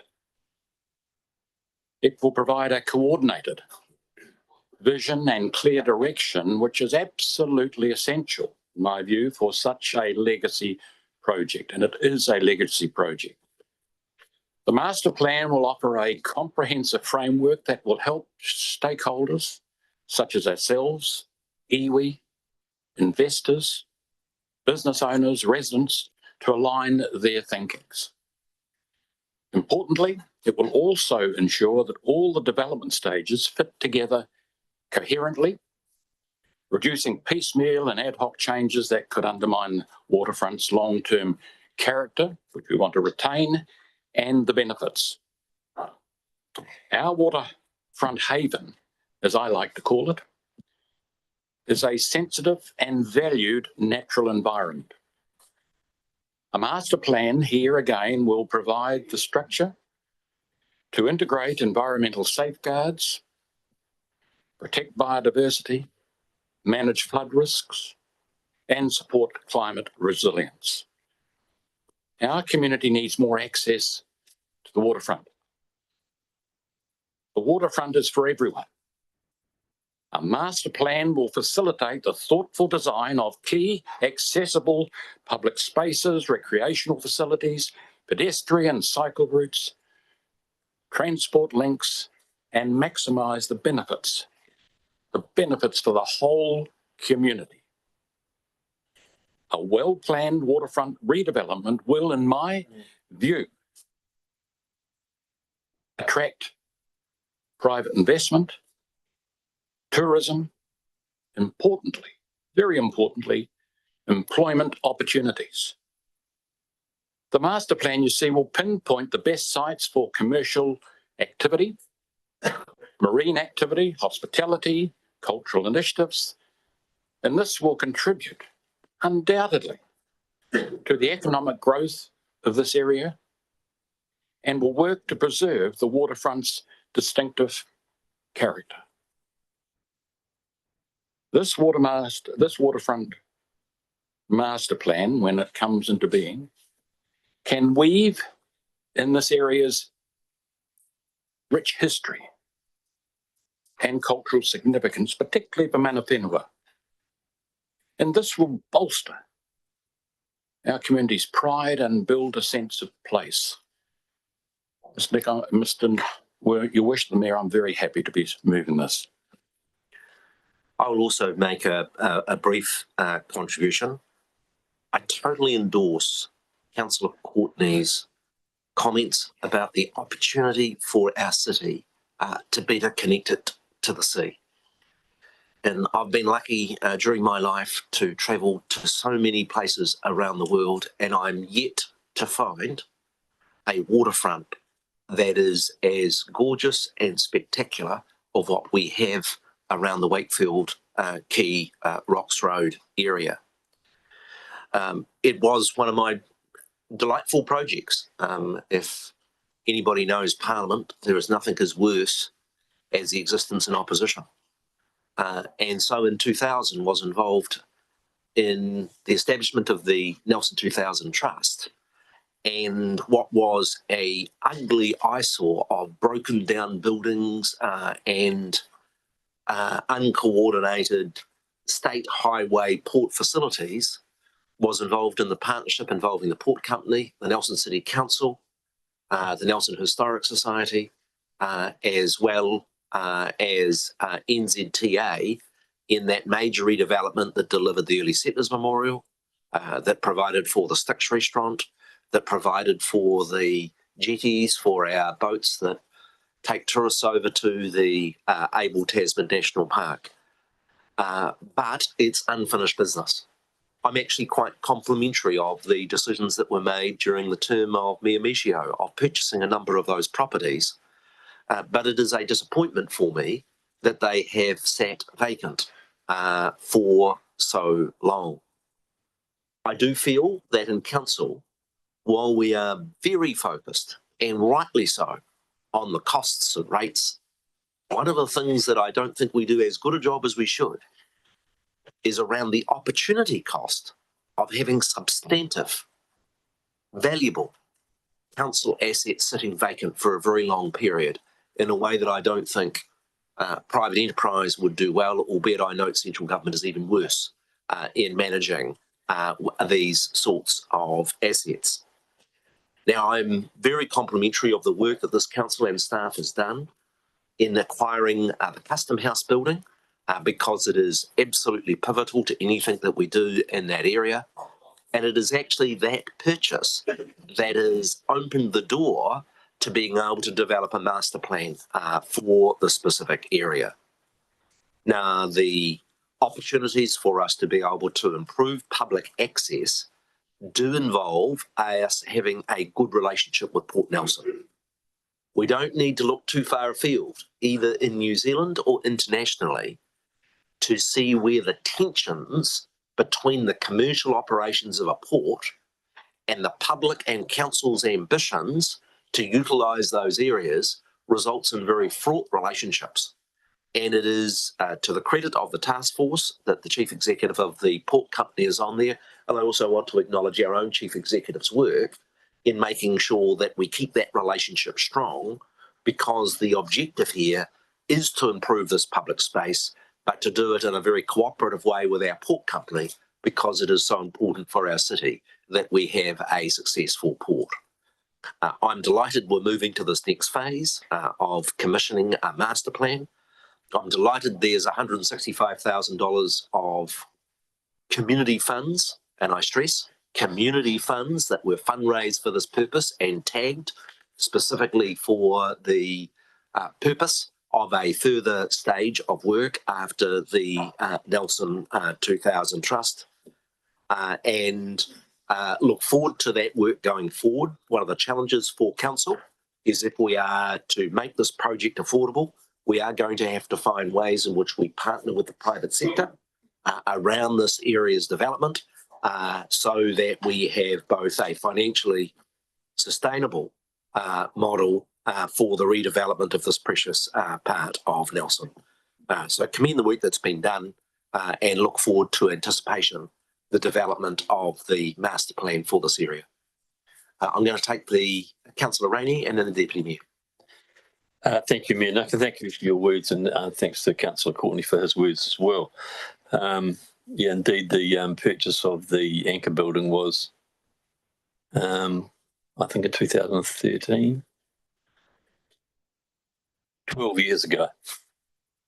I mean, the handbrake on that area was well and truly pulled on, and I really welcome this move today, but would caution councillors who are anticipating being back around the table with this, such a thing that you can anticipate being back around the table, that if you don't think you would support some action happening down around the port, then you cannot vote for this today.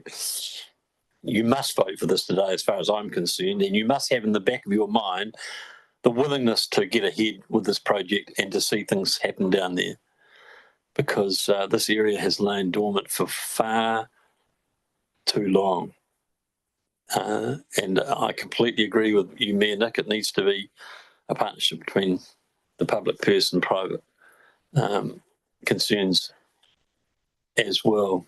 Immense possibilities. I'm frustrated that it's going to take potentially 12 to 18 months, if that was the timeline. It'd be great if it was quicker than that, because I want to see some action happening down there. So maybe that's something that we could give some consideration to, if we're lucky enough to be back around the table, those of us who put our names forward. So I certainly support this. Floor's the Deputy Mayor's. Councillor Rainey took the words right out of my mouth, but I'm not going to be here, so I can be slightly more ruthless, which is, if you're going to, in the next couple of months, stand up and say that debt is a terrible thing and council rapidly needs to reduce it, don't vote for this. Like, if you're going to play both sides and say we've got to do something about the waterfront, but also investing in it is a terrible thing and it's bad, save the money now, don't support this. But the reality is you should support this, because you should also support investment, as has been highlighted in a critical area in our city. I'd go further and say that don't support this if you don't want to advocate for the Nelson Future Access program and making sure that we actually have strong walking and cycling connections around the waterfront to unlock this area. If you don't have the ambition to see what this could be truly, when we partner between council, central government and the private industry, call it a day now. Or have the vision, have the confidence to say that actually we could be unlocking so much more by leveraging a relatively small part of council's capacity to invest in our city. We could be leveraging so much out of private investment and indeed out of central government.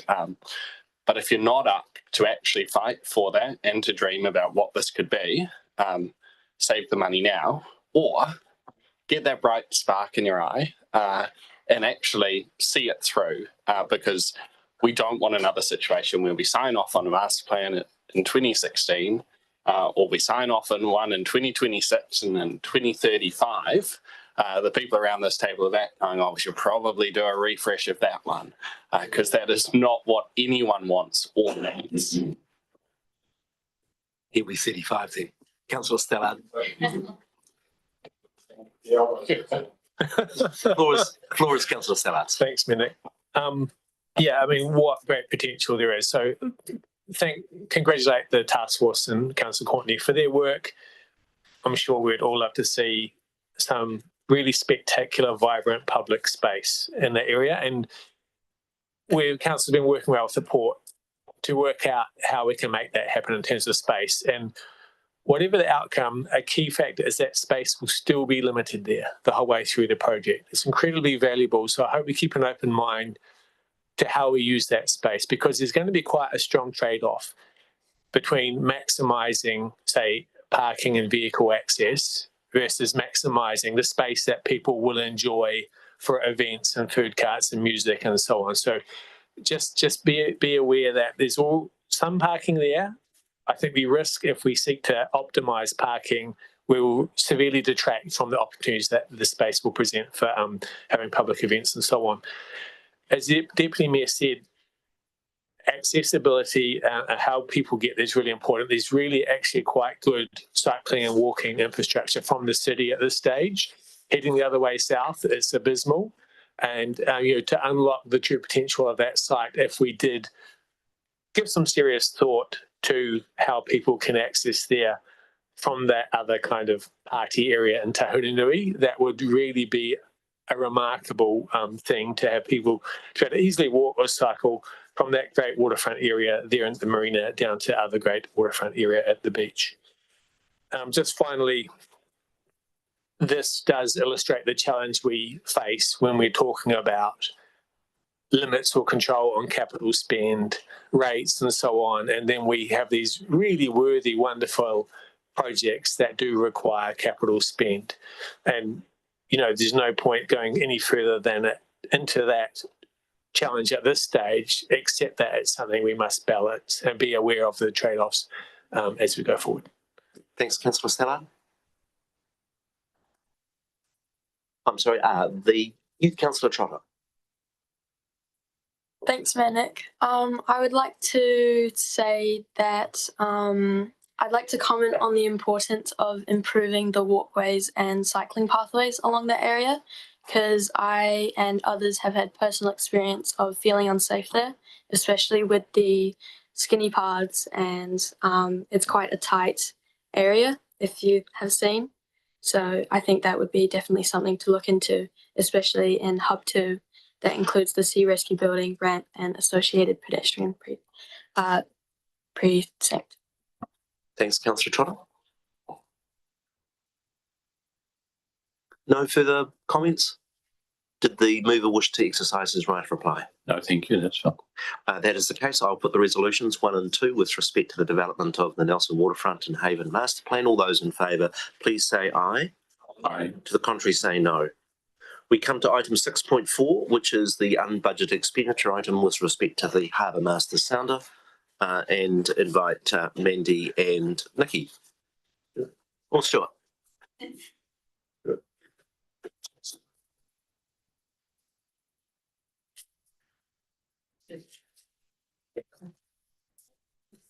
Floor is yours. Welcome to council. Sorry, we're running a little bit tardy. We look forward to your advice on the report. That's all good. Just reintroducing our Harbour Master, Stuart Whitehouse here. So he'll say a few comments about what's been sought. Kia ora, and through the chair, thank you for the opportunity to present. And it's an opportunity for a regional asset to improve an asset we already have, and I really think this will help bolster the whole region's resilience and also potential for commercial work as well. We talk about waterfront development. We need to see what's happening underneath the water with some of these developments, post-work, pre-work, and also with with the port and marina developments as well. So just to put it into a wider context.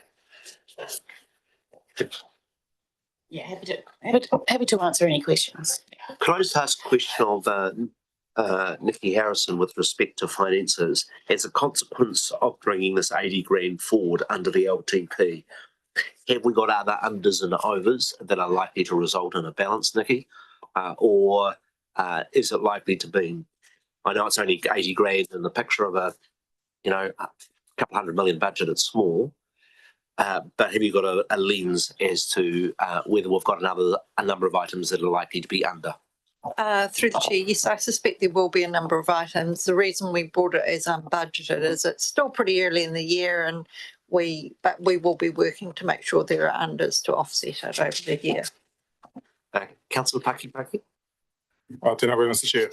Welcome again. Hey, I took quite a bit of interest in this when I was reading it. But just thinking about, just recently we had a young person who lost their life near a car that was found within the harbour itself. I'm just thinking, could you expand a little bit further on this? This is obviously for the harbour master's purpose. What have you found in terms of the feasibility of this, that other community groups, the police, and the council, I guess, can make use of this equipment when it's not being tagged for its primary purpose? Sure. So there's multiple uses from a recreational boating point of view, monitoring our shifting sands, which I'm sure we're all aware, the Back Beach, Tahuna area. We have had incidents in that area with vessels running aground, and we have a large area of uncharted areas all the way down to Monaco, all the Waimea Plains. So LINs aren't interested in that area because it's not a shipping area. So from a recreational point of view, we obviously have heavy use. So to be able to create recreational charts is one of the primary focuses that we do there. And we can do that to a certain extent at the moment, but we are limited with the current sounder that once we get to a certain water depth, it stops reading. And that's just a function of you get what you pay for.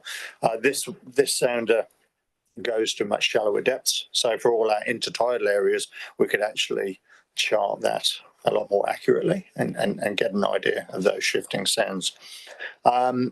With regards to other agencies, Port Nelson have expressed interest to come on and to actually offer some funds to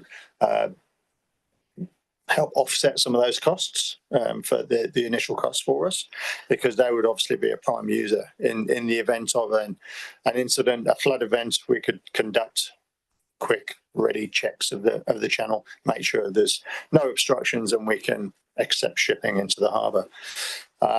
Police, we work with police on search and rescue in the event of, like you mentioned, a car, an aircraft. Hopefully it never happens. We've been working with the airport on a desktop exercise and a practical exercise coming up just before Christmas on an aircraft ditching in the haven. So to actually know how we can access an area with those channels and have that prepared. So that's something actually the airport are quite willing to come on board with and potentially help finance. Dock they're doing restoration projects up in Waka Parka to be able to identify areas of horse mussels, beds that are up there existing. Then it's something with this quality of sounder, you can identify benthic habitats. So they're interested in that side of it. And then I've already mentioned the marina with their travel lift development. There's certainly interest there, and there would be work that would get picked up to check depths. So as through the chair, as a recreational boatie, how would I be able to access those charts that you're potentially going to be able to produce? Yeah, so we'd make them available and produce a recreational chart list, which would have to be, we're taking some ownership of this. It would be for information. You have to put a disclaimer on there, not for navigation, bizarrely enough, but really to let people know where the shallow spots are and where the channels are. In the second part there, is there an opportunity for to charge other entities, agents out there that want to use this equipment, and that that there in the long term could cover some of its costs. Yeah, through the chair. All those agencies I mentioned earlier, they'd be interested in coming on board, and also TDC with regards to some of their entrances, Mapua, Motueka. We'll be talking to them. They'd love to have one of these, but it's not in their in their forecast at the moment. Councillor Sanson, and then the Deputy Mayor. Thanks, Mayor Nick, through this year. Kia ora, thanks for the report and also just that description around the use of the sounder. It sounds really valuable. I'm just interested, we're approving $80,000 today. If other organisations are going to contribute to it, the port, the airport, the marina, will that offset the $80,000, and is that kind of still a work in progress? So we're going to go ahead and buy it, but come up with some kind of agreement to get a contribution from them. And once we have it, will we be coming up with some kind of fee for use, kind of service charge? Yeah, so through the chair, thank you for that question. You'll note that the wording is of up to 80,000. So while we haven't got people's, signed agreement that they will contribute money to purchase, we do understand that they are open to and they will accept charges for using the equipment and the boat, costs for fuel, the charge out rate for time, and using the vessel. That's already in our fees and charges. Deputy Mayor? Yeah, just in regards to, I guess, those additional benefits and noting the Port Nelson, Nelson Marina and dock opportunities, is our science and environment team have quite a large work program and intended particularly around mapping and understanding the coastal marine environment and the sea floor through the haven. Have we had early engagement with that team around what the opportunities are to support that kind of work? Yeah, through the chair, yes, we've spoken to the science team and they're fully supportive and quite excited about the opportunities which it would present.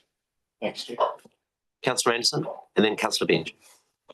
Yeah, thank you. I was just I used to maintain multi-beam many years on resolution. It's a great idea. I'm just wondering, what's the range of what's the vessel called? Homoana. Homoana. Yeah. What kind of range? And I was also wondering what's a maximum depth as far as what so it's inshore, but I was just wondering opportunities for search and rescue in and around South Island, even North Island. Yeah, through the chair, from depths of water to 1 metre up to 400 metres. So certainly more than we'd ever encounter. Certainly in Tasman Bay, where we're, deepest depths 40, 50 metres out around D'Urville Island. And sorry, the first part. Range. So just opportunities. So, for example, there's post earthquakes, there's a lot of work for survey vessels inshore specifically, and we didn't have many. And you can't. Business as usual doesn't happen until you can make sure that your ports and your wharfs are safe. So yeah. Yeah, through the chair, we have a range of about 200 nautical miles, so almost 400 kilometres on the vessel, and that's obviously a refuelling logistics exercise then. Councillor Benj. I think this is great. Information is key, and that this gives information, especially in times of emergency. Would this have found the car that the young boy drove off the wharf? Is it that? Would it have picked that up? Through the chair, yes, you'd be able to tell if the aerial was up. Yeah. Okay. It's very, very good resolution. So you definitely see a vehicle. You can make out a chain. You could see a small dinghy, an engine. You can make out anything on the bottom. Okay. Thank you. My question is, I'm always looking for financial savings and offset. You've noted in the paper that we're looking to spend 128 grand on replacement engines, is there any option to, obviously the sound is a priority for you want it, is there any option to defer that for a year or two, noting the cost of capital and that the vessel is relatively new? Yeah, there's always options to defer. What I'd say about the engines is from a resale point of view, which is something we need to consider as well. We've still got inherent value in the engines. And then from our point of view, a safety and reliability. Once we get there, currently 1,150 hours, there'll be about 1,200 hours, which most regions looking at 1,000-hour region to change. Talking about other harbour master functions, 1,000 hours to 1,500 hours is good resale value and good reliability. Over that, you're rolling the dice a wee bit. It won't surprise elected members to know I have a little bit of expertise in this space, and I'd say we're completely. It would surprise you, don't any expertise, but I'm just surprised you haven't built our pitches for councillors, our personal recreational. But this is very much in the sweet spot of getting absolute value for what we've existing. We talked about renewals and asset management and maintaining our assets well. If we allow this, to run on and be tempted to squeeze a few more years out of it, we're going to end up paying way more in OPEX. We're going to regret it in the future. This is entirely the sweet spot to do it now, is my advice.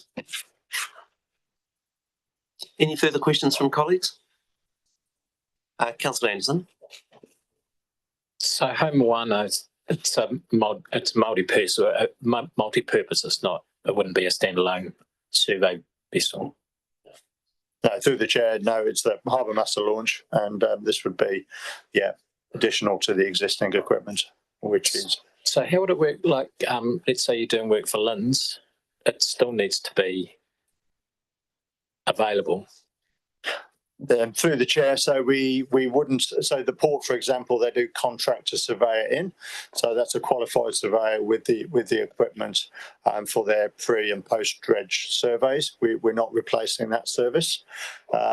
The limitation with that is, even though that vessel is local, they do operate all around New Zealand. So post-earthquake, for example, may not be here, that we want to do a channel survey. So Linz will look at our information. They won't use it directly for charting, but they can look at it and make an evaluation of it. It is survey quality information that it gives. How many years' life would we expect to get out of the sounder, Stuart? 5 to 10 years. 5 to 10? And do you have any estimate of the amount of income from some of the subcontract work that, if you think you have acquired, as to how much income per year you might be able to get off it? Sure. Well, the port have indicated they're willing to initially upfront invest 20,000. We'd be contracting at $480 an hour plus fuel is our fees and charges for the vessel. So that will be incorporated in that. You don't have an estimated budget of the amount of offset income you're going to be able to achieve from renting it out? That's an unknown at the moment. Does the port company put its 20 grand into the sounder and still pay the $480 an hour? We'd give them a preferential rate and obviously covering expenses and fuel for that. But we'll come up with some agreement, part of an MOU. Squeeze the lemon as hard as you can. Yeah. All right. Are there any further questions from colleagues? Councillor Skinner.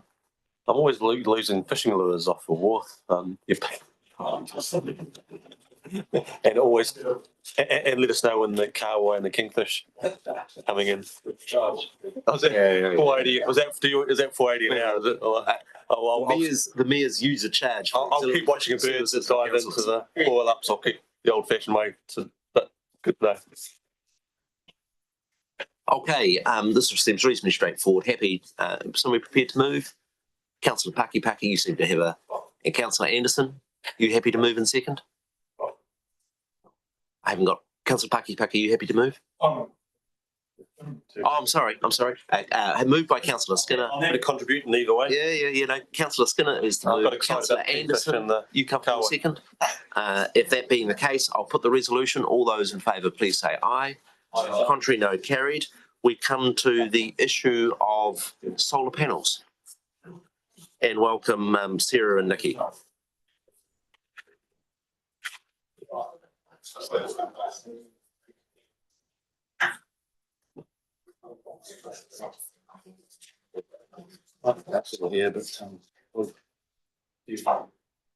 Thank you, Mr. Mayor. I'll just hand over to Sarah for a little introduction to the report. Kia ora koutou. Thanks so much for the opportunity to come and present on quite an exciting opportunity. Nelson has been offered co-funding from EECA, the Energy Efficiency and Conservation Authority, to support installation of solar panels and batteries at 5 sites across Nelson. EECA has made $330,000 available for this project. Funding for solar panel installation at 3 council-owned sites is included in the long-term plan 2024 to 2034. And this funding is allocated in the years 2027, 28 and 29 and is only for solar panel installation. It does not include batteries. A condition of the EECA funding is that the chosen sites contribute towards co-funding the project. Nelson is required to contribute at least $82,500, which could be covered by the solar projects already included in the LTP. The purpose of this report is to approve bringing forward the funding for the solar panel installation allocated in the LTP to this financial year. Bringing forward the solar panel sites will achieve the economies of scale, and we can expect more competitive pricing from contractors for solar installation. And bundling the projects into this financial year will streamline procurement and delivery and increase the resilience of council-owned sites. If approved, the 3 council-owned sites that we will look to recommend to EECA are the Trafalgar Park Pavilion, Putangitangi Green Meadows Centre and the Te Hunanui Community Hub. Council funding will go towards installing the solar panels at these sites as was intended under the LTP, and the EECA funding will contribute towards adding batteries to these sites in order to increase resilience. That's it. Just a couple of questions. Firstly, I think we should compliment the staff on taking the initiative with central government to acquire the funding that enables us to be able to make substantial progress on the issue of solar, but sharing the costs with government. And that is great work by the team in seeing that opportunity and taking it. My question is, with the government funding, is there a condition that the buildings be used for some sort of resilience and the like? And let me tell you where I'm coming from. I was quite shocked to learn that our Suta Art Gallery spends $115,000 a year on electricity. Substantially more. Even I looked at Trafalgar's about 16, Green Meadows is about 23, and that's as a unique requirement of their air conditioning, temperature control and those things. And so my question was it the scheme that meant we couldn't do a facility like the Suta because it's associated with resilience and civil defence or something? Was the Suta explored as an option? And was there a requirement that the buildings for which the solar panels are intended be something associated with emergency management, civil defence? 100%. It was a key requirement. It is a key requirement from EECA that the sites that we choose are used as resilience sites. So we worked with our civil defence emergency managers to come up with a list of interim sites that they already use for civil defence centres, and we shortlisted from there, and the Suta was not included on their list. You've got my imagination spinning of sleeping bags and the art gallery becoming a emergency facility so we can score some more government dosh, but I think I might be stretching the envelope. Other questions from colleagues? Councillor Stallard, then Councillor Skinner. Thanks, Nick. Do we know approximately for those 3 venues, Trafalgar Street, Putangitangi and Trafalgar Park, what proportion of the electricity generated from the solar panels will go to the facility and what will be fed into the grid? Yes and no. So just to note that the Trafalgar Street Hall has been, that site has been changed to the Te Hunanui Community Hub. So just starting with that. And then when it comes to, so the second part of your question in terms of feeding back to the grid, there's technology that's developing in that space in terms of when you add batteries to a site and increase their resilience, you try and install them to act as islands so that in the event of a power cut, those sites can remain resilient. There is a way in which a hybrid system can be developed so that power can be fed back into the grid, but it's not the normal way in which that happens when a site has batteries and is designed to stand alone. That said, we will work with our suppliers through the RFP in order to try and design a system that can do that. So the first part of your question in terms of the electricity savings, can you just repeat that? I just wonder, like on a typical, say, sunny day in summer, how much of the electricity that's generated will be used by the facility? How much might go into battery? How much into the grid? And if we don't know, that's fine. But Yeah, I don't know for certain, but we'll work with the suppliers, and that's what was done in our initial feasibility study to make sure that the electricity that's generated by the panels is the correct amount to support that facility. We're not overproducing or underproducing. And just to follow up, I guess we are optimizing with the battery for resilience. If it was on a residential home, you'd be optimizing for revenue. With the gentailers being told to offer more variable pricing, you'd be selling it back at the peak period, and that would make the solar more financial. The payback period would become closer. But in this case, we'd want to keep the batteries at least at a certain level charged the whole time in case there was an event. Okay, thank you. Councillor Skinner, then Councillor Rollo. Thank you for that. What's the financial advantages of having these solar panels? Is there, for example, for Trafalgar Park pavilions, did you say in their next 16,000 a year? Yeah, my information is that Trafalgar Park uses about 16 grand a year of power, and Green Meadows about 23. So if I'm looking at that, you're looking at $200,000 investment, which would potentially provide some of the power, if not all. Yeah, so that would be the. So that would be quite an investment for a return. It is. This was already approved through the LTP, so I think that conversation's already been had. But yes, so the ultimate power savings that we would be looking at, the Mayor's correct, is having the $23,300 and $16,200 for the respective sites that we have that information for. We don't have the information for the third site, but we'll be working through that through the feasibility. So we're not making any economic or financial gains, savings by installing these? The payback period for Green Meadows Centre is just short of 9 years. Yeah. And the payback period for Trafalgar Park Pavilion is 9.2 years. Okay. And obviously, there's pros and cons of it. We'd still be hooked up for those places. We'd still be hooked up to the electricity infrastructure. It would just be an add-on, not additional power source. Is that right? That's how I understand it, but it would need to be designed to be able to stand alone. So, as I was saying to Councillor Stallard, that could function in the event of a power cut, to be able to use the batteries. Yeah, auction. That's your comment. Yeah, thank you. Very good. Councillor Rollo. Thanks. Then I've got Councillor Anderson, then Sensen. I just need to clarify. Did you say you're now going to use the Tahuna Community Hub as one of these venues? We are. That's the intention. Thank you. Me and Nick, I'm actually on the board of the Community Hub at Tahuna, so I'm just going to go and sit in the gallery and not vote on this matter. Thank you. Councillor Anderson. Thank you, Mayor Nick. Recently we did the old climate change strategy. How's that? I know that sometimes when it happened, we joked about we should be asking this question all the time. I think it's actually a very good question. We should be asking most of our decisions now. How does that support our new targets? So these projects were included in the Climate Action Plan. By bringing them forward, we'll be able to start working towards achieving those targets sooner. Okay, so from what I understand, we've made these targets and we should really be doing things to head in that direction. Councillor Sensen.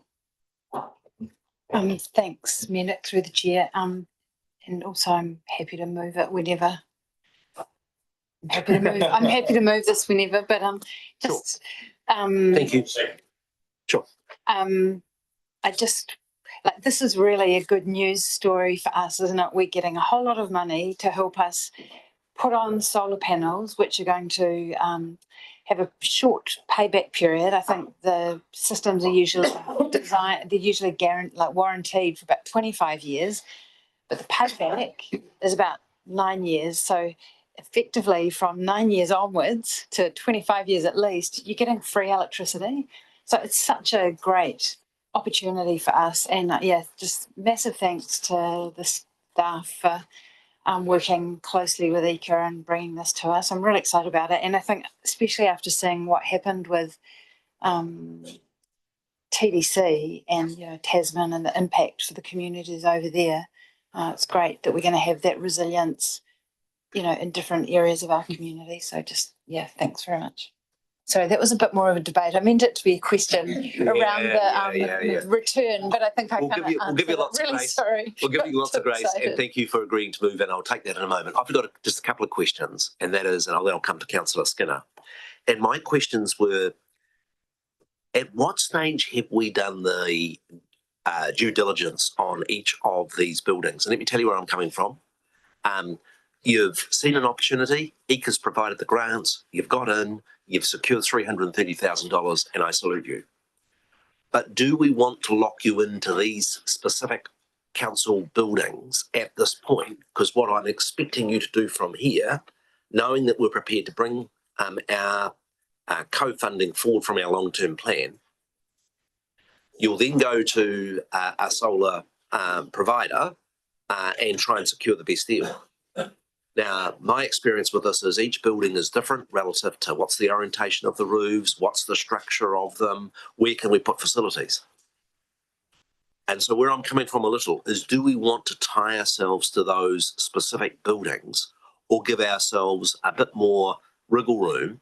Because my objective would be for the solar panels to go on to those slopes that will give both the ratepayer and the taxpayer the maximum bangs for their buck. So very supportive, but just want to raise that question around how much work has been done on the detail of each of those buildings, such that you're confident absolutely they are the right ones to do, or would it be more beneficial if council gave a more open-ended direction so that then you could optimise the benefits from this program?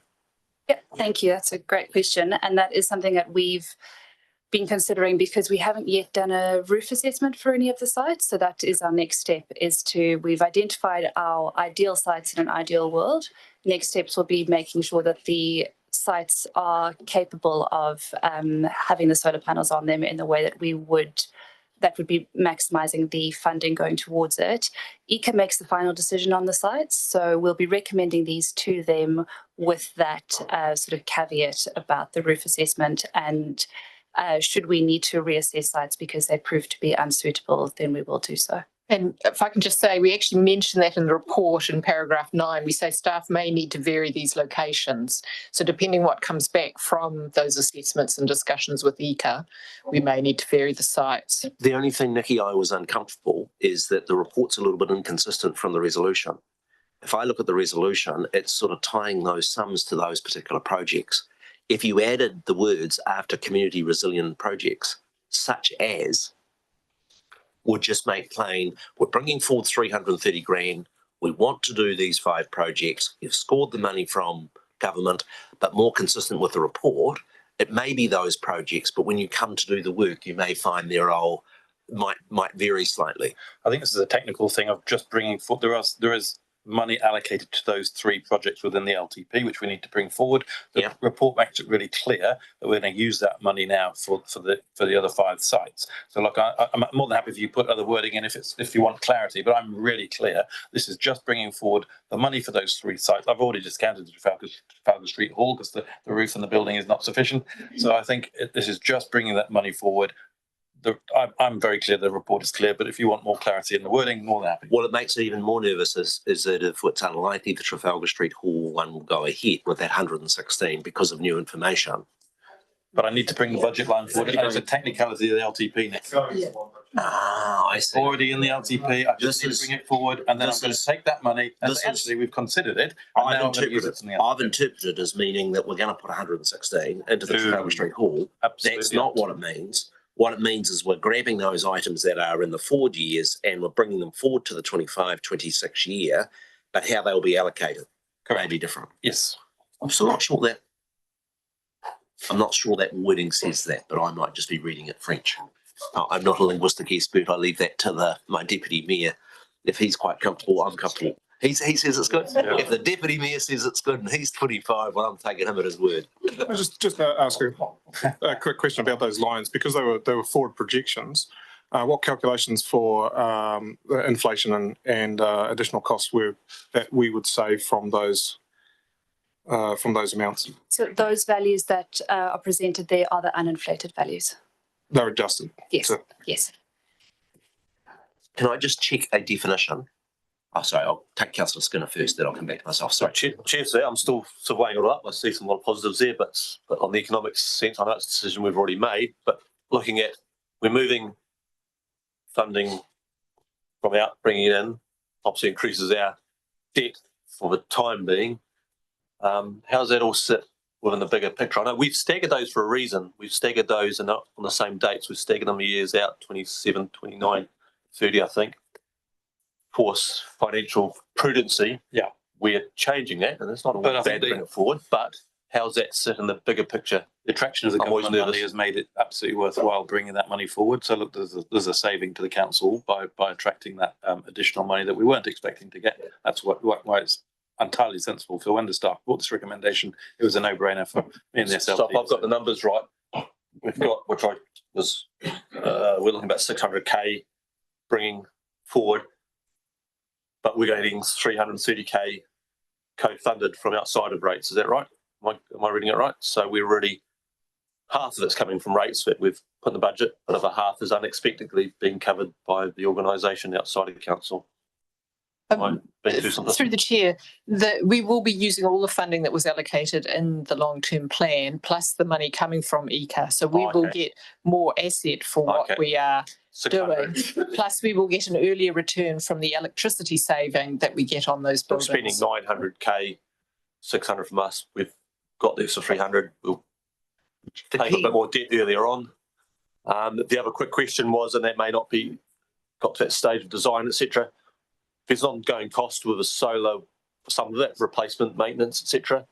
The batteries, etc. What's the life expectancy? I mean, we've put that money up front, and we're talking about after that power being 3. I think it's being a bit simplistic, but there must be a time where we have to replace the batteries, etc. I'm not 100% certain on the lifespan of the batteries, but solar panels themselves generally last around 25 years. Okay, and sort of changing technology. Otherwise, I'm commending us jumping forward on this, but also such ever-changing technologies. I know we've made some great advances, not we, but globally advances recent years, and sometimes I think we'll hang off for a little bit longer till batteries are more effective, panels are more effective, but you can never leave it forever. But is that confidence and that costing in regards to renewals, etc.? I've got solar panels on the roof of my house, and I've looked into batteries. And actually, the ROI doesn't really quite stack up yet in terms of batteries. But actually, this is giving us resilience for our for our emergencies. So actually, it's a close thing, but with the resilience, it really does make it stack up in my mind. Now, there's a broader guidance. My view is when you've got government money that's changing the economics and you're taking the opportunity, good on you. Where there are other cases in your work that show that it is a good investment, that is that the capital cost of the solar panels on any council facility is going to pay off relative to the offset of the electricity, then in my view it's a no-brainer to do. And so I would want to signal to the Chief Executive that I have an appetite for more capital expenditure where it is going to be less than our cost of capital. That is if we get money from the Local Government Funding Authority at about 5%. If in the course of this work you come up with projects that are just a sound investment, then we should be incorporating them in the program, because I'm sure in negotiating a deal with a solar provider, having more than one building and project simultaneously. And like I say, I am interested in exploring the suitor just with their electricity costs being so high. Deputy Mayor? I mean, just in terms of the payback period, around 9 years for those 2 sites that we've looked at, and I imagine relatively similar across them all. But that's accounting for the full capital investment, I'm guessing, not separating out councils versus the ECA funding. In which case, am I right in thinking that the realistic payback period for these, taking it generically, for council's investment is closer to 6 years, given that a third of that capital funding is not coming directly from off of our books? I'm afraid that's beyond my mental maths abilities at this table. Yes. So the chief executive says a geeky yes, and so then across the lifespan, we're essentially talking 19 years, taking in 25 year lifespan for these assets, as we're talking 19 years of net operational savings to council from this investment. Sounds right. Where we partner with an organisation like the Marae, and I'm not being quite as pure as Councillor Rollo, as a consequence of being mayor, I am automatically ex officio on the Marae committee. But it is intended that the Marae, that the funding we're setting aside, the $330,000, is for the council share of projects that are being subsidised by ECA. And that for the Marae committee or for non-council buildings, the contribution is not coming. The non-ECA contribution is coming from that organisation, not from the 330, i.e.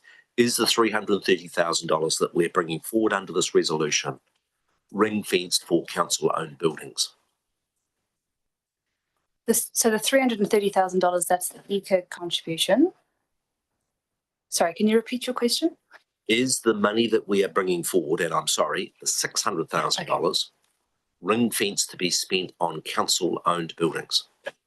That is the intention, yes. And then the ECA funding. So if for instance, the Marae goes up, becomes one of the 5 projects, then the Marae would need to come up with its share over and above the 66K provided from ECA. No. So they will likely end up getting more than the 66K if we split it equally 5 ways, because batteries are not as expensive. So they could get more funding than what it would be were we not to bring any funding forward through the LTP. And the co-funding contribution can be covered through the long-term plan funding being brought forward. So they wouldn't need to. So just be crisp again, in the $600,000 that we are bringing forward into the next financial year, will some of that ratepayer funding go on non-council owned buildings? No. I think I'm okay. Any other questions? Resolution's been moved by Councillor Sanson. It's been seconded by Councillor Courtney. Thank you to officers for your work. Very excited about this and to hear ongoing reports on it. Is there any debate? That being the case, I'll put those resolutions. All those in favour, please say aye. Aye. To the contrary, say no. That is unanimously carried. We're now just going to we're a second down. We're going to take a quick 5-minute break. And when we return, we will have the I want to take the Nelson Arts Festival item. And so council will resume at 11:40.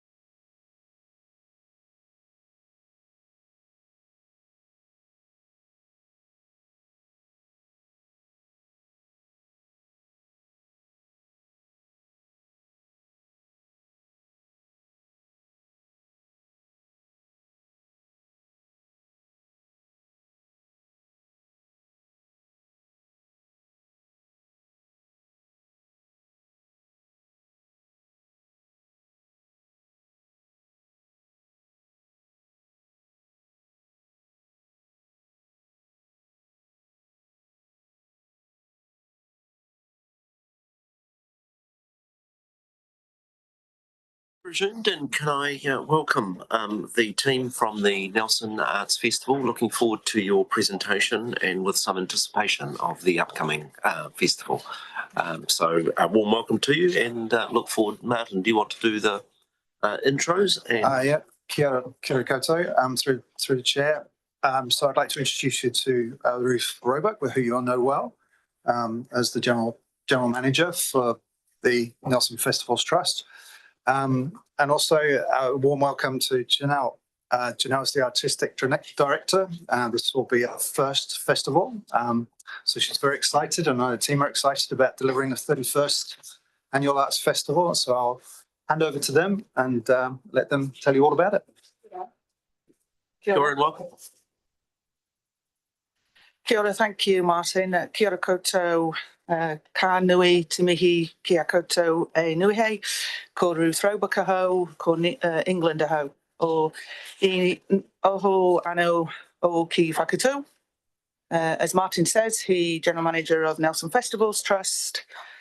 And we're here, Janelle and I are here to present some facts and figures to you. And also to talk about the future a little bit. I think you've had this presentation some while, so we'll try and skip through this fairly quickly and allow some time for questions and answers.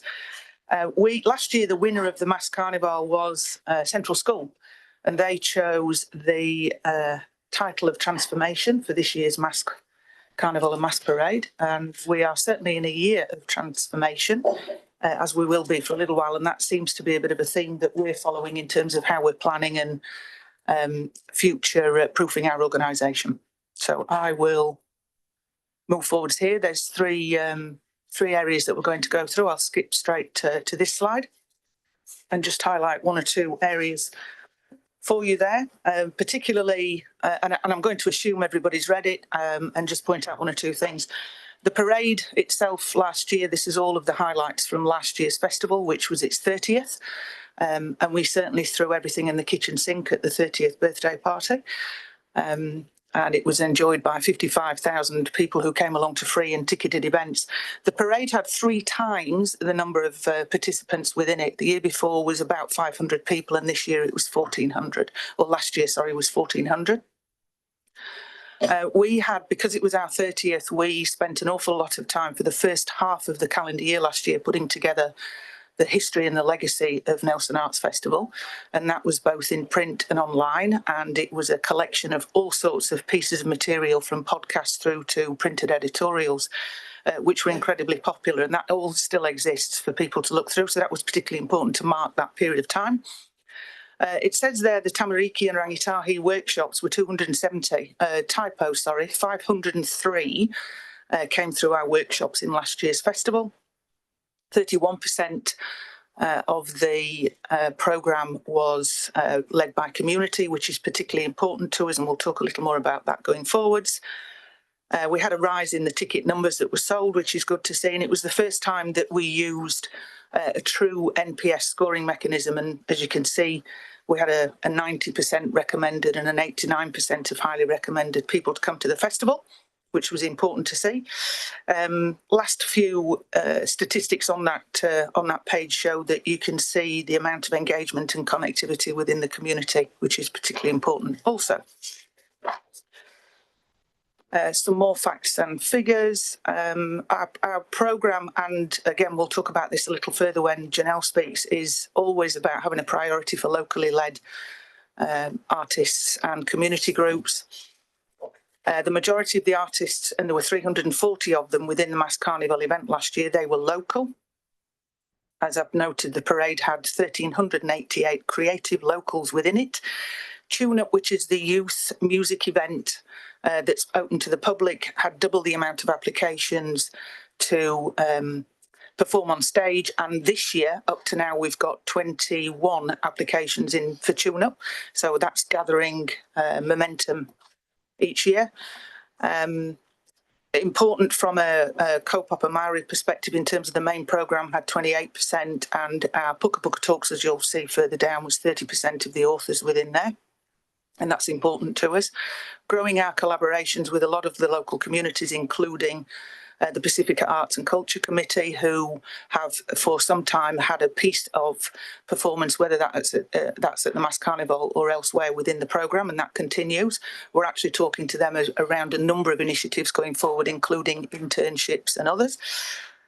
Puka Puka Talks had an excellent programme and showed excellence in the authors that attended. I don't know whether people know, but all Puka Puka Talks historically are live podcasts, and you can get them wherever you may get your podcasts from. And each of them is listed there from last year and several years prior, and the audience for that is growing and growing. We get some data on that, so it's excellent to see that. I think on this slide, and hopefully you've had a chance to read it, but if not, you'll see from the data on the sheet there. This is talking about Pay What You Can. Pay What You Can has certainly been successful and had its place within the festival.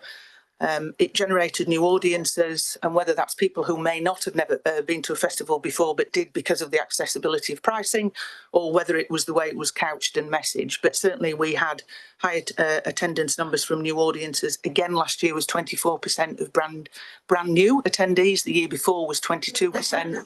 So it's certainly generating that higher number of multiple tickets sold last year than ever before. However, as you can also see, it's a two-sided story because we have found over the 3 years that we've run Pay What You Can that it's probably people, there is a selection of the audience perhaps taking the easy option, which might be the cheaper tickets.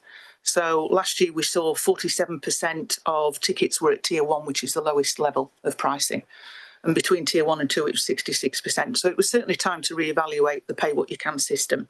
And we have done that. We actually spent 2 or 3 months earlier this year doing that. We deep dived over the 3 years, and we're not going to call it Pay What You Can going forwards, but we are having an accessible pricing scheme that will have all sorts of offers within that, and we can talk a little more about that later. And just to finish on that slide, our accessible programme in terms of sign language and audio, etc., we had 7 events last year. One event was a performance 100% disability led, which is working very well.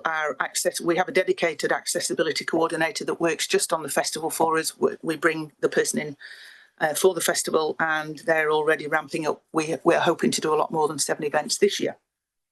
We also had a new dedicated, what we called a safe seating area last year for the Mass Carnival.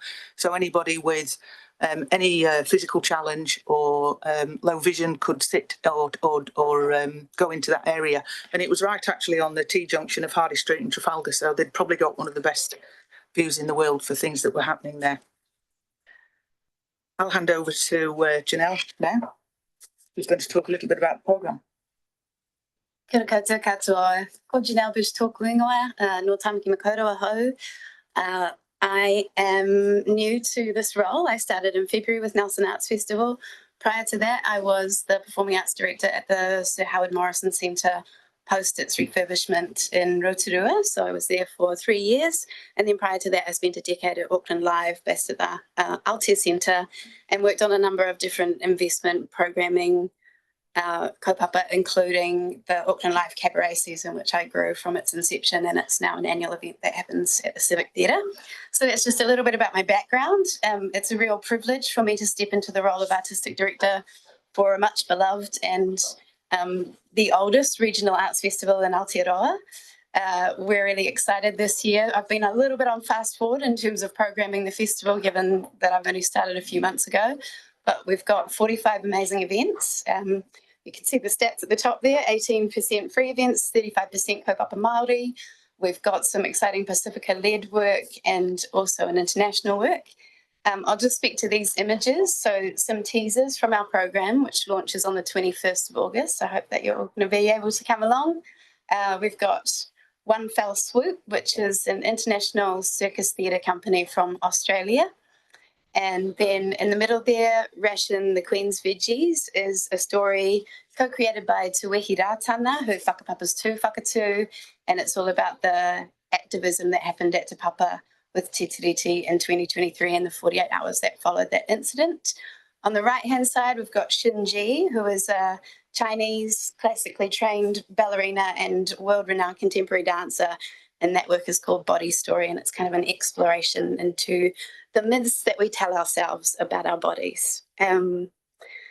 Heading on to the next slide, Puka Puka Talks, which is curated by our brilliant colleague Kerry Sunderland, is going to do a full weekend takeover on Labour Weekend of NCMA. And this year that program opens with a large-scale gala event. So 7 authors hosted by one of our trustees, Johnny O'Donnell. And it's got luminaries including the likes of Ali Mao, Henimore Elder and Tamaiti. In that program, we've also got a premium event at the Summer House with Chelsea Winter, and international author Sonia Orchard is coming to join us. Sonia is part of a kaupapa that we're working in content partnership with an organisation called Rise Hikatea. So they are funded by ACC and they're working in the domestic and sexual violence prevention space. So we're working together to look at how we have those conversations creatively in ways that reach particularly youth. So we've got another theatre work, Yes, Yes, Yes, which is designed specifically for teenagers to assist them in having difficult conversations around sexual consent. On the right-hand side here, our visual arts program has sort of been distilled into one large-scale exhibition, which is Dr. John Vaya, a Tongan artist who currently resides in Christchurch and is also a professor at the university there. So his work is all about, oh, I'm hearing some bells. It's all about the seasonal workers, migrant workers, and the impact of that on the Pacifica community. So we're working in partnership with John and also the Tongan Trust and PAC here to offer some mentorship opportunities to Pacifica artists from the local community. Mass Carnival, which has been touched upon already, transformation is also going to have a physical outcome. We're looking to reduce the footprint of it and sort of maximise the presence and work collaboratively with our hospitality colleagues, particularly in the Upper Trafalgar area. Ruth's mentioned the ticketing platforms, so we're focused on making sure that we're still reaching every part of our community and finding ways to engage with them and ensure that they're getting the access pricing that they need to continue growing our audiences. Just some notes on free events. We've got 7 free events and then a program of 8 events for Tamariki and Rangatahi, which is our education program. And we're taking the string quartet out to Motueka and also celebrating the return of Tune Up, which is our Rangatahi music event. Thank you. I'll just finish with a couple of things off here. Ticketing, we talked about sustainability. We're working towards being a much more efficient and commercially operated back of house organisation, which then supports our long-term artistic growth. And that's particularly important because we need to reflect what's happening in the marketplace from a funding perspective and ensure that we are, I guess, ready for the amount of funding that's available these days. We're driving our self-generated funding. Our obligation is to try and match and indeed improve upon our operating grant. And you can see the figures there. So we are going in the right direction. And I know that Chair Mayor Smith often asks what those figures are, so I've got them on me. Second area there is just to talk about the opportunity. We actually don't have any membership programs, whether it be a Friends, a membership, a legacy and a bequest scenario. So we'll be launching those next year. Possibly the back end of this year, and that's to drive revenue. And the other area I might just talk, the growing within and growing out and growing up were the 3 pillars, I guess, that we talked about in our strategic plan last year when we were here. The growing up side of it is we have just been through our Te Tiriti framework programme with Third Space. We have a draft framework that talks about how we will work in a greater fashion and a deeper fashion with our community, and particularly from a kaupapa Maori perspective. We went to our first collective meeting with the 8 iwi on Tuesday of this week, which was both challenging and very rewarding, and well worth that audience, and have been invited back for a second. So we were particularly pleased about that. We're also looking at what I'm calling a proactive positioning timing. So we're looking at developing our 5-year plan going forwards, both from a financial and an activation perspective, so that we can work closely with our partners at the council to enable that we're front-footing how we need to work from a financial perspective going forwards as well.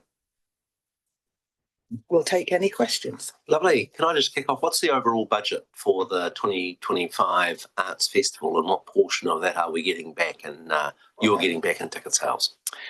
Overall, from an operating expense perspective, it'll be around 1.1 million. Yep. Our ticket sales sit relatively low, still at about 143,000 for this year. Our self-generated revenue is far higher than that, which obviously helps from the top line perspective. I noted that the string quartet's heading over to Motueka, and quite a few of the events are Nelson Tasman. Do you get any grant funding support at all from our good friends and neighbours in Tasman? We don't from the council, but we do from some sponsors who will have offices, etc. there. The council is certainly a work in progress for us. Thank you. Good. Any other questions from colleagues? Deputy Mayor can't help himself. He can. Mel. Well, thank you, Mayor Nick. I'm interested, Ruth, just to see, you talk about operating commercially and striving to do that. So what are the actions that you've taken to achieve that sort of business-like approach? Yes, certainly. As you know, my role as a general manager role for the trust was introduced last year. I'm loath to name a figure, but I will name a figure in the efficiencies that I've sought throughout that period. And the team and I have probably been able to recover over $200,000 in efficiencies. So our operating Congratulations. Thank you. And it's not, none of it has been at the expense of the performance or the festival at all. So it's being far more efficient. The role didn't exist. So with someone with that could have been another person with a great deal of commercial experience, you can start looking at how you can operate from a more long-term, sustainable and more efficient perspective. I might just add to that, actually, just in terms of programming decision making, we're bringing in that international circus work that's going to present 3 performances at the Theatre Royal with the hope that we can sort of build and demonstrate an audience for larger scale, more commercial works, and hopefully that something like that can move into the Trafalgar Centre, and then we are able to risk and return greater outcomes in terms of our box office. Councillor Rollo. Thanks, Mayor Nick, and good morning for one more minute. Sure. 2 questions, if I may. The first question I have is around that the membership schemes you're looking at bringing in later in this year. Is that something that you've had feedback from those that tend to attend every single year, or is that more something that the trust and yourselves as staff have seen as something that will build the fest long term? Both. On the basis that certainly some of our surveying and in-person surveys that we do have suggested that.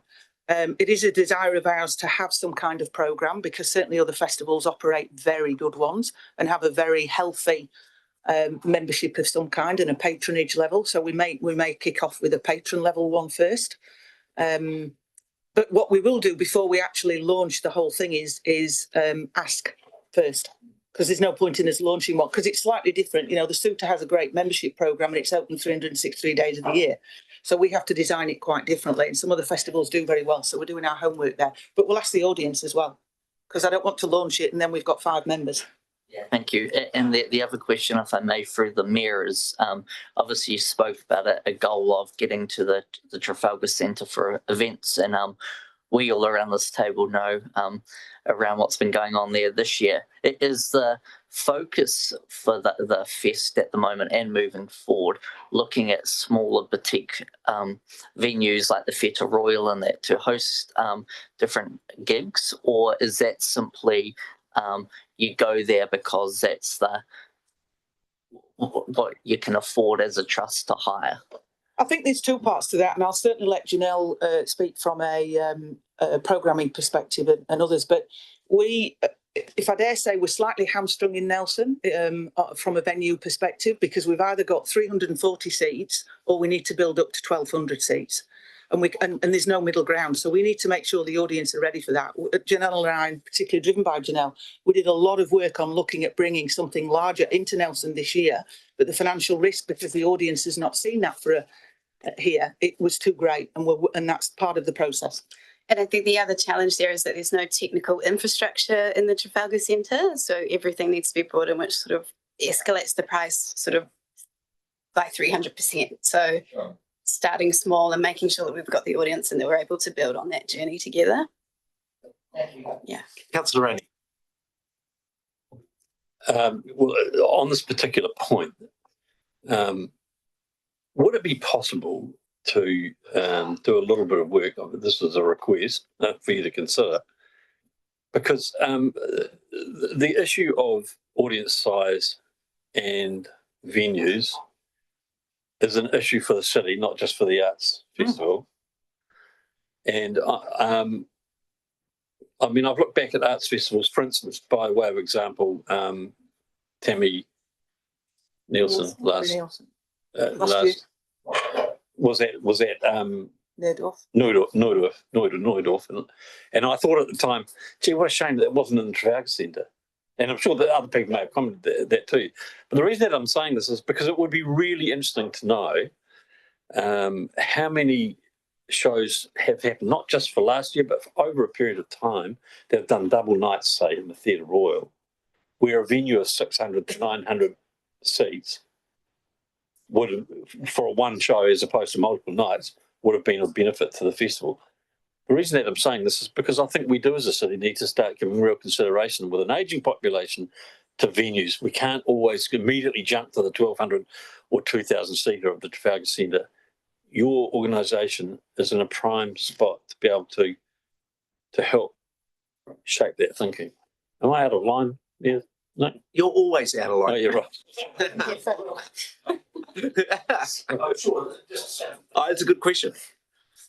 I think that's exactly what we're thinking about. And without embarrassing Janelle, that's one of the reasons why I quite like Janelle to join us, because there's a great deal of experience of building audience and audience development to couch them into an expectation of having something larger. This is the only regional arts festival that doesn't have that sort of 600 to 900 scale. So we are missing out on a lot of touring work, not just in the festival, but in the venues circuit around New Zealand. So I think it's absolutely a question of, if there's not going to be a capital project to build a venue anytime soon, then how do we put some infrastructure into Trafalgar Centre that then gives us the flexibility to use it at that 600 to 900 scale without it feeling like a cabinet space and without needing to bring in technical resources from outside of the centre? Thank you. Seeing Councillor Rainey's been outlined, I'm going to be out of line too. My question is, there has been some discussion around the running of things like the Nelson Arts Festival and the infrastructure that we have in the city. And I am interested, from one that's running a major festival each year, as to your traffic management, sound, lights, and those expenses. And you've always got a trade-off between your operational costs and where it makes sense for investments. Particularly interested with your new director and experience in other centres, are there substantive costs for the festival as a consequence of traffic management plans and those types of things, which could be improved by us having more infrastructure in the city for such festivals as your own that could be delivered more cost effectively? Yeah, certainly. Thank you for that question.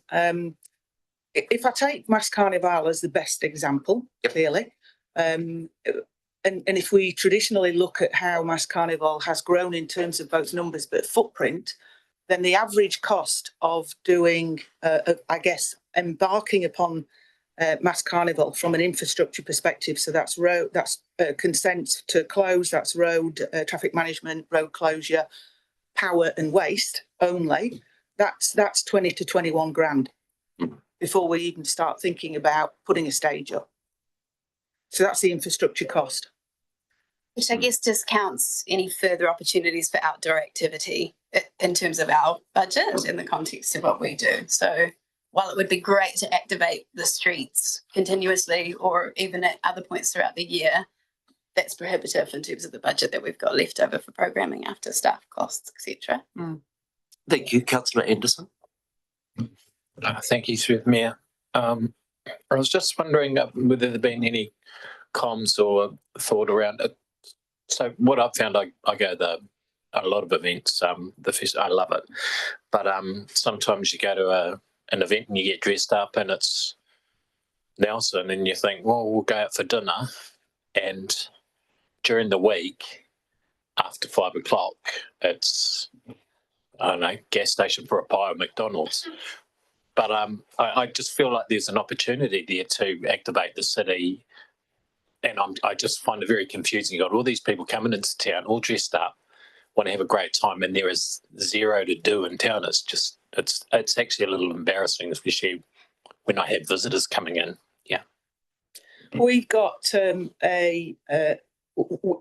Hospo New Zealand and I, from the Top of the South, Hospitality New Zealand, Top of the South. Alex from the Rutherford, as people may know, is the president. Yes. And some of the key stakeholders within that, there's the Williams family and several others. We have regular meetings with them now, which stemmed from an approach that we'd made. And so we're already talking about this year and the potential of a kind of agreement over 3-5 years about what packaging can look like from a hospitality perspective when the festival's on. We've also outreached into Blenheim and we're looking at accommodation and packaging and so on and so forth to ensure that we're building that service around when the festival's on. And if that answers the question. As from a marketing perspective as well, just making sure that when we're putting out the show advertising, we're also suggesting places that will be open to eat so that you're not embarrassed in front of your guests. Like, it is part of our thinking. Okay. Thank you again for your report. It's good to get the update. It's a really big deal for our city. Very best wishes on your first festival coming up in your 31st year. And I think just collectively from council want to wish you the very best as you put together the festival and execute it successfully in October. Thank you very much. I'm going to move from the chair that the report be received. Councillor Hodgson is happy to second. Is there any discussion? That being the case, I shall put all those in favour, please say aye. Contrary, say no. We now have the enthralling issue, item 6.6 on the agenda, with Carol and Andrew with respect to internment plot purchase or disinterment application form.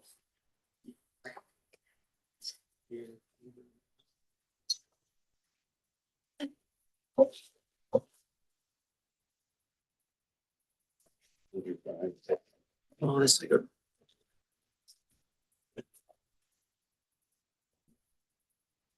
Through the chair, we'll take this report as read. Welcome, happy to take the report. Did you have a point, Councillor Brand? Oh, you got a question? Okay, let's. Have we already had the report? It's just take the report as read. Oh, that's right. It was so quiet that the poor old mayor didn't even hear it. We've taken the report as read. We've got the first question from Councillor Brand. Thank you, through the mayor. I just want to clarify where it talks about making it a one form for interment and disinterment, and it talks about having the family ownership. Does this cover, and is it enough of what it's asking to verify who has the authority of the plot, whether it be family? The reason I'm asking is, for example, is if there is a split in the family and a family member proves that they're a member of the family and they want to disinter the person and remove it, but the other part of the family are happy with where the interment is and want to leave it, so it becomes a family dispute. But there has been known cases of where families have come in and disinterred, and that's all taken place and it's got quite ugly and it's quite stressful for the people connected to the deceased. So I'm just trying to see if this form, with how it asks who has ownership of the plot at the end, is that enough? Because it's only like a tick box and evidence attached. And I'm just sort of wondering where those conflicts have happened and the splits in the family. Does this address that? And I know you're not, Sarah. Yeah, just through the chair, we have asked for Carol and Hannah to join us. Now they're obviously not here, as you can see, and they will be in a better position to answer that question. So I do apologise. No, that's okay. We cannot answer that question. That's right. So you will take that away and they will email us through the answer? Okay, thank you. Good as gold. I think it's very, sorry, councillor Beams, then councillor Rollo. Thank you, Minik. Under F, number 1, there's rather a wordy sentence there. And I'm not sure exactly what it means. And I asked the question because my wife and I recently left as the executor of an estate of a woman who died with no family.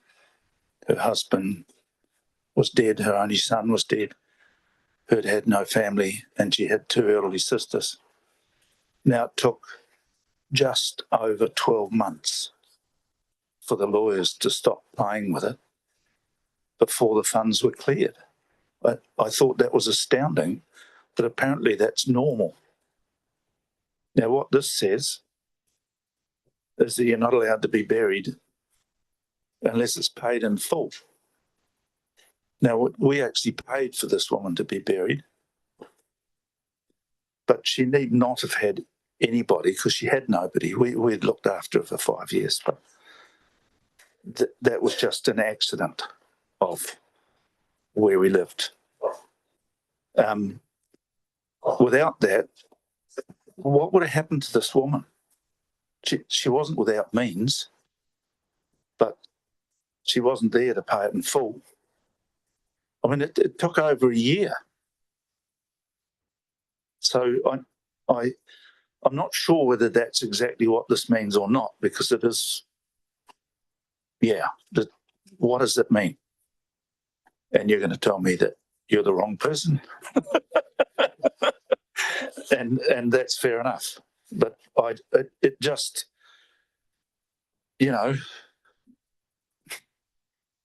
Like you say, we can't answer that specific question, but what we can do is find out then, as you say, there must be a process in place for that situation, so we can come back and give guidance as to what that process might look like. Okay, I wouldn't like to see someone dead with means, but red tape keeps them sitting in a freezer for a year. I mean, what would happen? Okay. Is the point that Matthew makes, there's no change in the policy with respect to if one is there.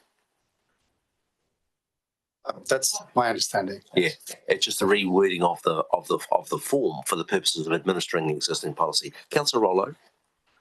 And I have a question, but I know that I might not get the answer. But try us.